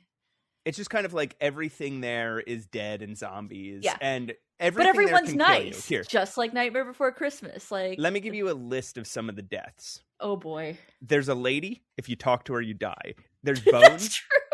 There's bones. If you go near them twice, you die. There's a grave, an open grave. If you click on it, you die. There's a closed grave. If you click on it, you die. There's a spider web. If you click on that twice, you die. There's a plant monster that appears if you don't run away from it immediately, or if you use any inventory item on it besides there's the one specific inventory item, you die. There's a Jack in the Box. If you click on it, you die. Well, that's true. If you go into the pumpkin fort, every time you leave, there is one correct way to leave and two wrong ways to leave, and you don't know which one it is. So if you do the wrong one at that specific time, you die. If you stand still in a place for too long, a zombie comes out and you die. If you blow, you get a horn at some point, and if you blow it in the wrong spot, you die. There's a gargoyle. If you click on it, you die. There's some man-eating plants. If you click on them, you die. There's a werewolf. If you don't have the right thing to use on the werewolf at that moment, you die. Yeah, so that whole area, so Ooga Booga and the weird forest too, like the swamp and the forest area, you can die the most, I think, in that area, and you don't really see it coming. Like you said, you can just stand somewhere and die. Unless, if you're like I'm gonna go I'm gonna go refresh my water. Hold on, I'm gonna walk away from the game for a second. Oh yeah, you no, come you can't back, do you're that. dead. Yeah, you can't be doing that. I do think like when you are in costume in the 4th chapter, there's less chance of you dying. Yeah, about 5 or 6 of those that I listed, and remember, I listed about a dozen. About 5 or 6 of those go away if you're wearing your costume. I do love that setting, though. I love the doctor's office, Dr. Also, Mort. if you go into a building when a dog is barking, you die. That's true. Wait, you die there? Yeah. Dang, I don't remember that. Okay, if that you don't remember dying there is now making me second guess it. Something bad happens. Maybe you don't die. I don't know. Okay, fair. I still love that setting though. I love Dr. Mort Cadaver. You help him with like it's very adventure-y, like you said, in the way that everybody seems to have a problem and like a little quest for you. Yeah. And I love the individual quests. Like I love helping these characters, and Very Falderall I exciting. really loved as well, except for again with the sound design. Fifi the Yip Yap maybe more Oy. annoying than Cedric the Owl in terms of voice acting. Yes, it is a poodle with a bad French accent, and and like a human trying to like imitate a poodle. So Yeah, like high both things at register, like once. very shrill. Mm-hmm. Mm-hmm. Yeah. Little known fact, in Leisure Suit Larry 7, I think it's 7, you can see You a eat Fifi the weird Yip Yap. you can see like Fifi's corpse like Oh in the my god, kitchen. really? Yeah. That's so funny. I was just joking, and it turned out I was right. Yeah. And the narrator goes, "Oh no, not Fifi." So there you go. There you go. There you go.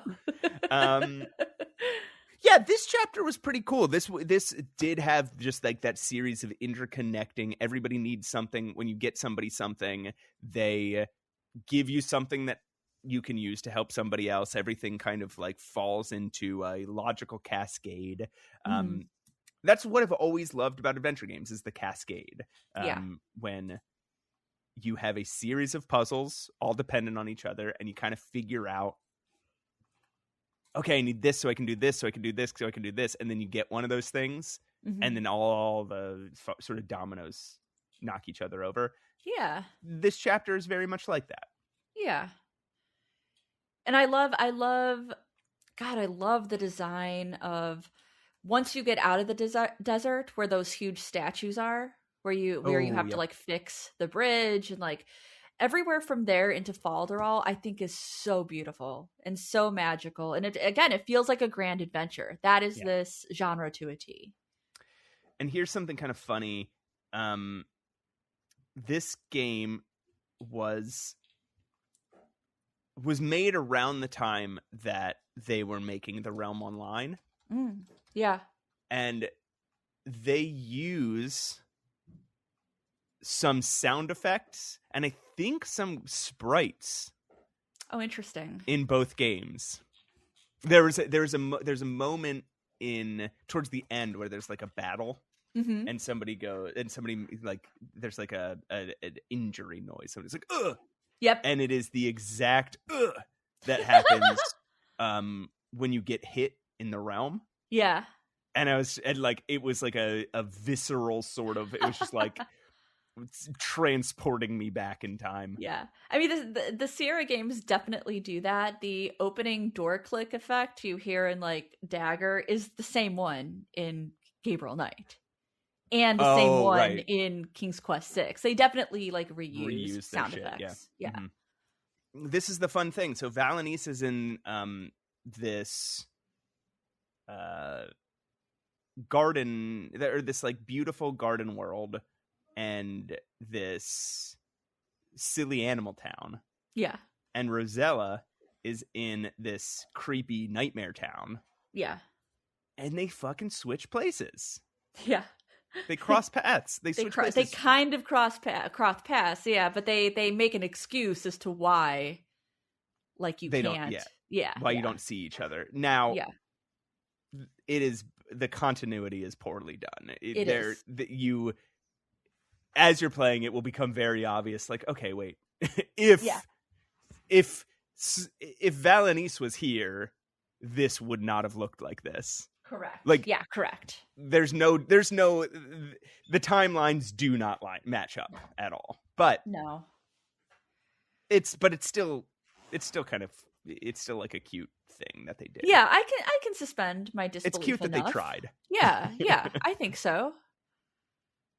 But I love that. I love that you can travel between these settings and actually get to the next place via travel. It is connected. Mm-hmm.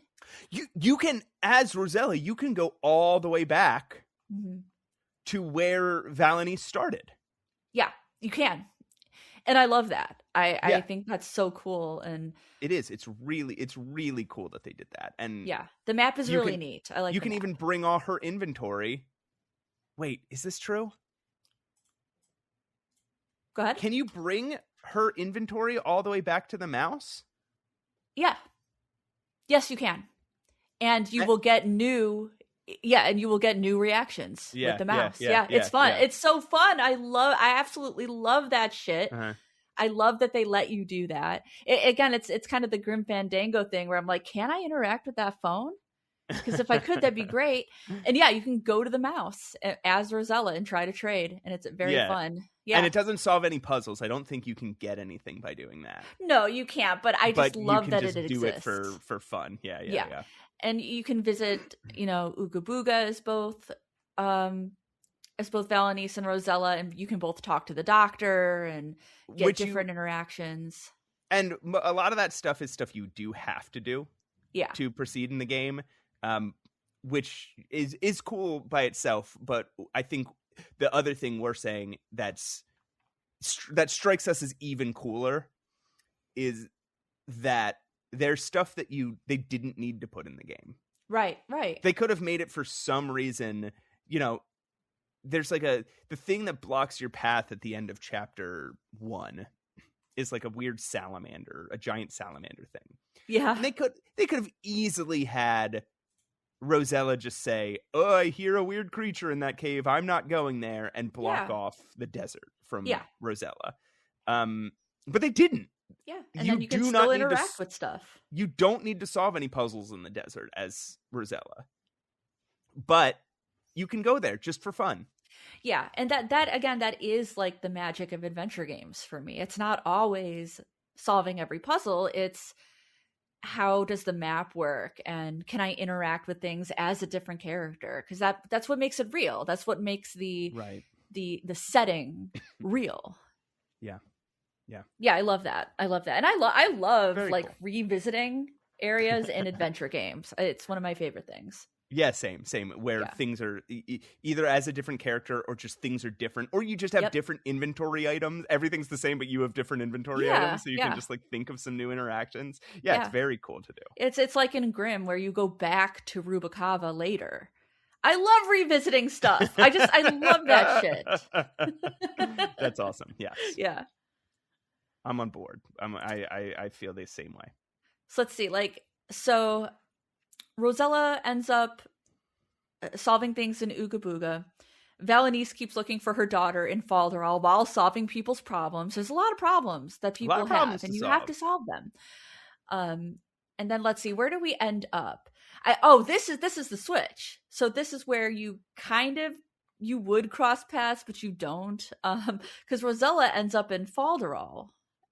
And this is the switch. So they're passing through Falderal, and then Valanice ends up in Ooga Booga. For a little while. So for some crucial moments, like her relationship with Mort Cadaver is important. Yes, I love that whole thing. Yeah. She needs that to get, because this is where Valanice starts exploring like other realms. She starts exploring, like, this is where she meets the Greek fates, and she has to visit. That's in Etheria. She meets the fates in Etheria. Well, that's what I'm saying. This is where she starts going to other realms, like a place called Etheria. This is where she meets the fates. This is where she meets Queen Mab in the dream realm.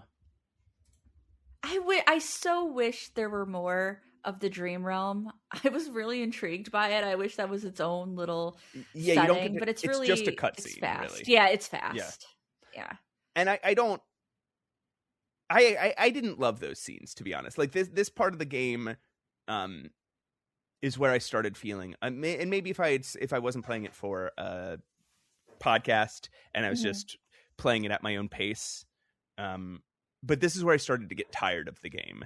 Okay, and that's the fair. puzzles started to get a little more obtuse. Yeah. The backtracking started to get even worse.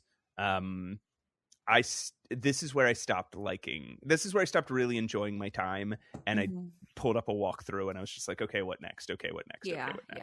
I mean, keep in mind, when I played this as a kid, it took a long time. It was an adventure. Yeah. Because I wasn't looking it up, and at that point I could either call the hotline or write in. And you want to write in because it's free. I am sure we talked about this. There's no way I haven't asked you this before, but I don't remember your answer. Did you ever call the hotline? Oh, yeah. Oh yeah, my God. my parents were pissed. Yeah. Oh my God. It's like $75 for like a call on the Sierra hotline. I absolutely knew that was off limits. I don't like my parents I don't think even had to tell me. I just like I knew like no, I am not allowed to do this. Here's something kind of sweet though. If you write in, that's a free, and if you write in for a hint, they'll write back to you as like a character. So I had gotten a letter from Queen Valenice. Yeah. Isn't that cute? That said, when I was on my adventure, a thing that I was thinking at that time was this. Mm-hmm. That's cute. Yeah. I love that. It is cute. Do you still have the letter? I wish I did. Yeah. I wish I did. I wish I still had it. But like as a kid, I'm not thinking like, oh, maybe adult Roses would love to reflect. Who's going to care about this? Yeah. On this cool like official letter. But yeah, no, I didn't. But I was so excited to have gotten it. And I remember what game it was for too. It was for King's Quest VI. I had gotten stuck. I had the King's Quest collection when I was young. And you had already gotten in trouble for calling. I didn't know it would be that expensive. So you're like, wonder what happens if I write. Yeah. I think that's really cool. And I wrote in for King's Quest VI because I had the collection. That my collection came with it also came. I already had the game by this point, but it also came with an extra copy of King's Quest VII, which is wild. So I have like the 2 copies of this game. But yeah, it's super sweet. That is sweet. Yeah. I love that. Yeah. But yeah, I don't blame you for using the walkthrough. It does get a little dicey. I think though, I felt like super excited when we finally got to Etheria though, because it's so pretty. And the music is so like magical. I use that music a lot in my videos is from Etheria. There is a scene in Etheria. There's an animation. Whenever you walk into a certain screen, some fairies come dance around you. Yeah. You never use them for any puzzle or anything in the game. They have no purpose. It is just to slow you down. Are you sure they don't give you the musical sting? Oh, is that where you find out what the musical how to play the harp? Yep. Okay. Yep. Okay. At that point, I was already in walkthrough mode, and I was just. I was gonna say, like, if you were using a walkthrough, you probably didn't clock it. But yeah, I know it's annoying and it's a little distracting. But when they keep doing it even after yeah. Yeah. But yeah, they give you the musical sting for the harp. All right. Mm-hmm. Okay. Yeah. To get to the fates, you have to play a harp. Yeah. And you have to play the notes in the right order. I like that, like, there are, like, zephyrs in this world, like, little wind monsters. Yeah, it really is. It's like you said, this is a mishmash of, like, different fantasy things.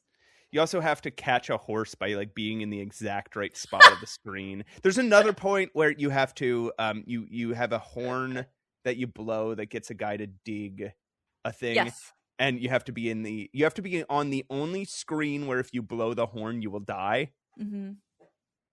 You have to be, and there's no clue as to why you would have to be in this specific spot. You have to stand in the exact right spot of the screen. There are definitely some kind of technical difficulties. I remember in my original game, there's a part where you need to go into Melicia's house through the back as Rosella, and she has a dog, and the dog can catch you. But it's like very rare. I don't know if it was broken. I have to re-look into this. But every time I went, I got hit by this dog. Correct. And I wrote it down. Okay, so I tried walking into. So you can only go through this secret entrance when the dog is not barking. So if you walk into the screen and the dog is barking, you got to leave and come back. Correct. So I left and came back 12 times and the dog was still barking. At that point, I decided, okay, I'm going to walk 2 screens away and come back. I had to do that 4 times before I finally walked into the screen and the dog wasn't barking and I could go into the house. Oh, I had done it so many times back in the day. It feels broken because it feels like you're doing something wrong. There's no indication that do you have to do something to get the dog to stop? No, it's random. It's completely random. Yes. Yeah. Sierra yeah. shit, man. Yeah, so there's definitely these weird like technical difficulty weird things where, yeah, if you blow the horn at the wrong part, I was even on the right screen. I blew the horn and I still got. Well, that's what I'm saying. Yeah. That is the only screen where if you blow the horn, you die. Yeah. And it is the screen that you have to blow the horn on. Correct. Yep. So it's like they expected you to and there's no clue as to figuring out where. Right. Except, well, I guess sort of. It's like there's like a branch that like changes direction. Okay, I see. Do you know what I'm talking about? Yeah. No, not really, but I can kind of. I know that there's. Okay, here's this is kind of spoiler territory, but this is how nitpicky this game is about being like in the right section at the right time. There's these bones you have to dig up. Use your horn, and the gravedigger will come and dig them up for you. Mm-hmm. Unfortunately, this bone area is the like burial site / home of the boogeyman. So sometimes he's there, and if he's there, he will kill you. So there's a tree in the background of that screen, and if the branch is like up, he's there, and if it's like down, he's not there. It's that nitpicky. It's that pixel hunty thing. There's no reason to know that that's the case. There's Correct. Nothing. It's not like anybody's like, and keep an eye out for that branch. Yeah, nobody has told you this. It's just kind of trial by fire. Or even like when the boogeyman is here. Yeah, the trees wilt and the animals cower, right? Like even if they had done some shit like that, and then you would, and then they expected you to remember that, and like we would have been like, that was a little bullshit, but I get it. Yeah, nothing, not even a slight indication. Little too much guesswork that borders on, is this broken? Like for me, it was bordering on, is this broken or not? I can't. Yeah, tell. absolutely, absolutely. Yeah. This was I think that part is sort of like the thing that makes Sierra Games, that gives Sierra Games the bad name that they sometimes get. Is for sure shit like exactly this. Yeah, it's weird though, because even as we're talking about it, I like just get excited. Thinking Quest VII. And some of it is timing, some of it is when I played it. It's the first game I bought with my own money. I played this game pre my father's death. Mm-hmm. And so I actually do, maybe this is a good like episode to have one day, but I do have different reactions to games I've played post his death and pre his death.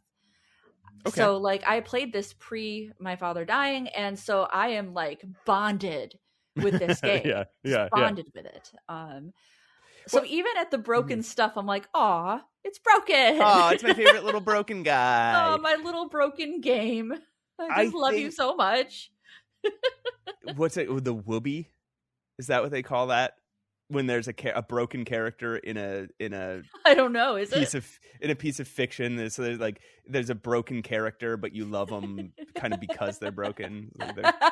That is just my entire life perspective. I just love things that are broken. I think there's a lot that's charming about this game, I think we can probably stop the story there, because we've taken you all the way up to the ending, and the ending is silly, and it has some ties back to King's Quest IV, and a character. I'll just say this: a character turns into a baby, and that's very Magneto coded.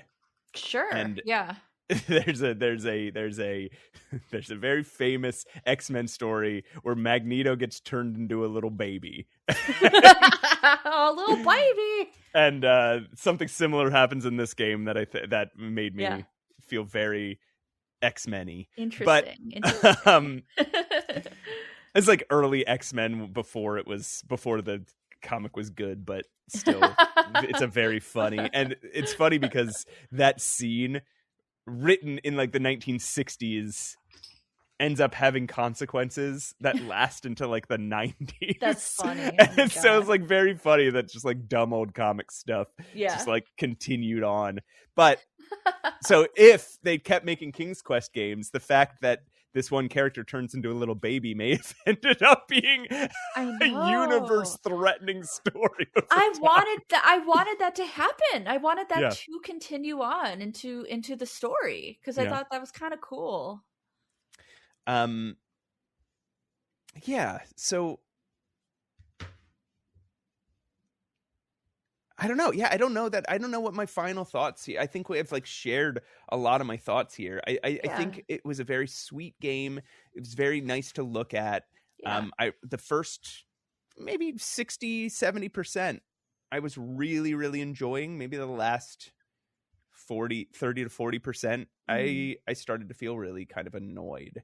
More annoyed than I was feeling more annoyance than enjoyment.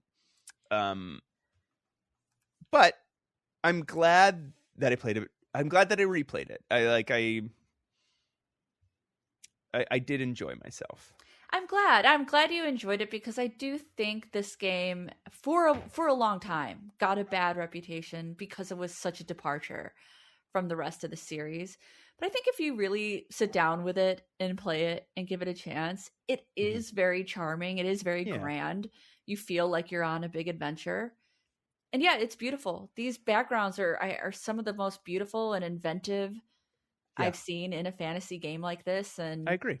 Yeah, and I have. No, you first. I apologize. Oh, I was just gonna say this is a game that if somebody gets really close to me in my real life, I share this game with them. Yeah, because it's so like special to me and looks just beautiful and fun and easier than other King's Quest games. I know it does get a bit much.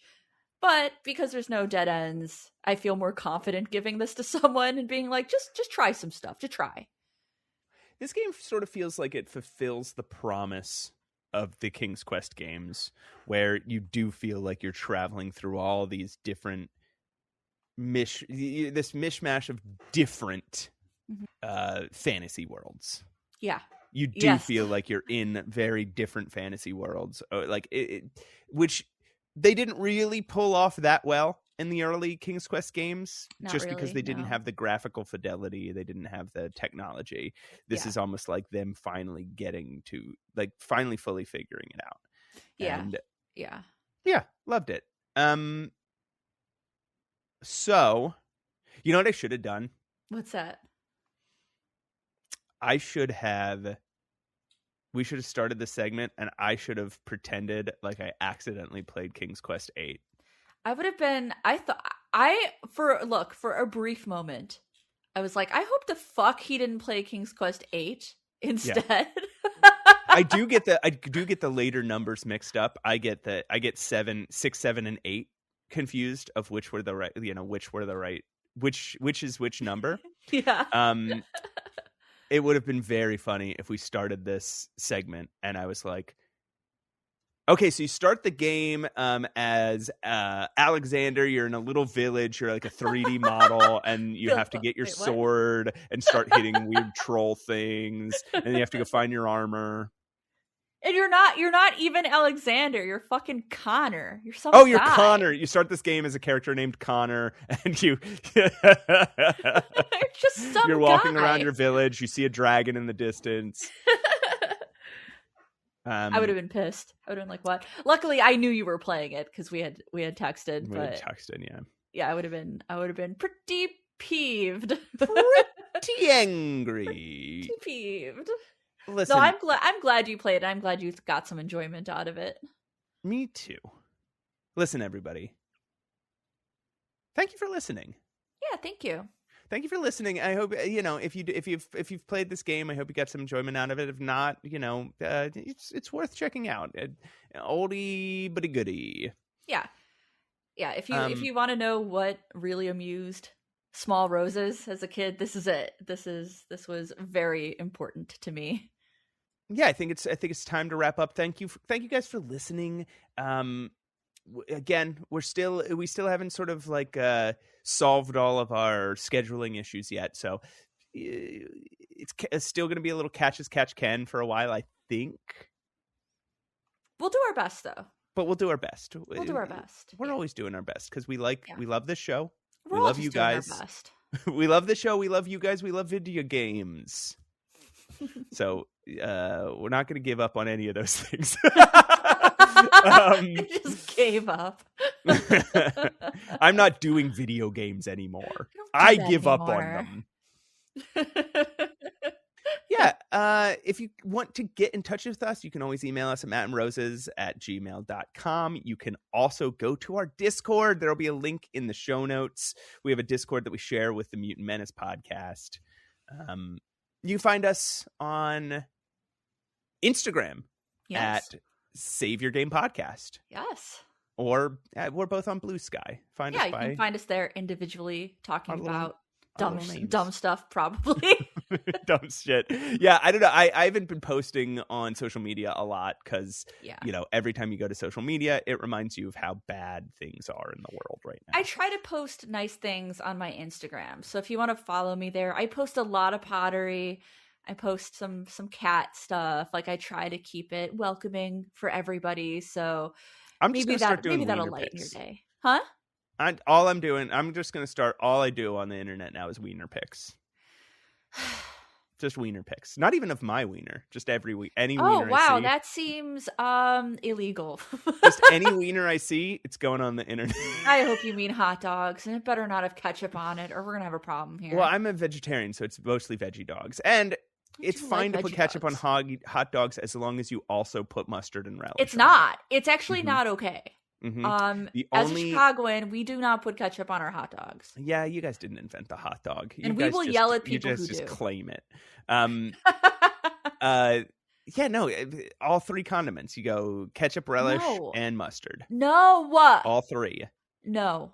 Yeah, that's when a hot dog tastes good. Have you had a Chicago-style dog? Yeah, with the weird fucking, like, a pickle and shit. Hell yeah, pickle spear. Pickle and mayonnaise, or mustard is all it is, right? No? There's like 7 components. Okay, before we go, let's see if I can do this super quickly. We got a poppy seed bun. We got celery salt. Poppy seed? Yes. Why would you want that fucking texture with your hot... Okay, because it's good. Poppy seed bun, celery salt, pickle spear, tomato, relish, mustard, and onions. Ta-da! That is horrible. It's not. It's so good, and I'm going to get you one. Yep. They have them vegan. You can get a vegan Chicago-style dog. When I was in New Orleans, I went to a hot dog place that had a bunch of like special hot dogs, and they had crazy shit like this too. It's not crazy. It's here's the thing: their crazy shit. Most of their crazy shit was like, oh, that all sounds like it'd be good on a hot dog. This is good on a hot dog. What you just said does not. I don't understand. Do you not want a garden on your hot dog? Because I do. The addition of a tomato is insane. But you put ketchup on your hot dog, so why is a tomato insane? Okay, so you believe that ketchup tastes like tomatoes? I'm not having this debate with you, Matt, okay? Chicago-style hot dogs are an institution, and they're a classic, and... that's what it is, and you're gonna have one. And Pittsburgh puts chili on spaghetti. Every city has a weird fucking thing that they do. It's not weird. It's not weird. What is it? I mean, yeah, in Philly we put cheese whiz on our cheesesteaks. Like every people really love it. Every city has some weird shit that people weird. From outside are like, what the fuck are you doing? This is normal stuff. We're very normal. I'm gonna look it up. Where were hot dogs invented? You know what we did invent? Not hot dogs, but what we did invent. You might have. I don't know. I don't think you did, but I don't think we did. But we did invent the brownie. The brownie was invented in Chicago. Do you do the thing when you have a hot dog? Do you do the thing where you cut it down the middle so that you can cook it a little faster? No. That was a thing that I discovered, I weird. think, at the cafe at my work used to have a cafe back when they cared about their employees. And that's how they would cook their hot dogs. They would cut them down the middle and then put them like, excuse me. I don't know which one of us is editing this, but I apologize about all the coughs we have to edit out. It is okay. They would cut the hot dog like lengthwise down the middle and then put it upside down on the grill. Okay, so it was invented in like kind of like sausage. It was like a type of sausage in Germany, Right. but Right. the hot dog that we know is New York. That makes sense. That makes sense to me. Mm-hmm. Yeah. But I think we win because we invented the brownie. Hey, boy. You can still get the original brownie recipe at the Palmer House in Chicago. It's not that good, you guys. Look, just because something was the first at something does not mean it was the best. So just keep that in mind. Let's see. Well, I live near Amish country. We invented all sorts of fucking foods. The quilt rack. Oh, food? We did invent the cheesesteak. We invented the hoagie. We invented the soft pretzel. That's pretty good. And we have tasty cakes. Oh, I like tasty cakes. Tasty cakes. I'm hungry. We got to end this. I am so hungry. Do you remember when they used to make like sweet goldfish? I don't know. I don't remember. You would have like ones. chocolate and vanilla. They were kind of like Teddy Grahams, and they'd have chocolate and vanilla goldfish, and you could go and just like eat them at the factory, like fresh, ruled. Wow, that sounds great. I wish I hadn't grown up in Chicago now. Oh, they still make them, Goldfish Grahams. I don't know. I think I'll just stick with Teddy Grahams. Teddy Grahams is a cereal that we don't eat as a cereal, you know? I do. It's a mistake. You eat it, too. you put it in. Yeah. Yeah, I put it in the milk, and it just turns to mush. Eat it anyway. It does get mushy pretty fast, but it is when you're eating dry Teddy Grahams, you're like, this is cereal. What am I doing? This is cereal. And then you put it in a bowl with milk and you're like, oh, this isn't cereal. This is soup. All right, what are we doing? Let's end the show. Thank you guys again for listening. I think we've done it. I think we said all our goodbyes. So yes, listen, podcast is art. And artists suffer.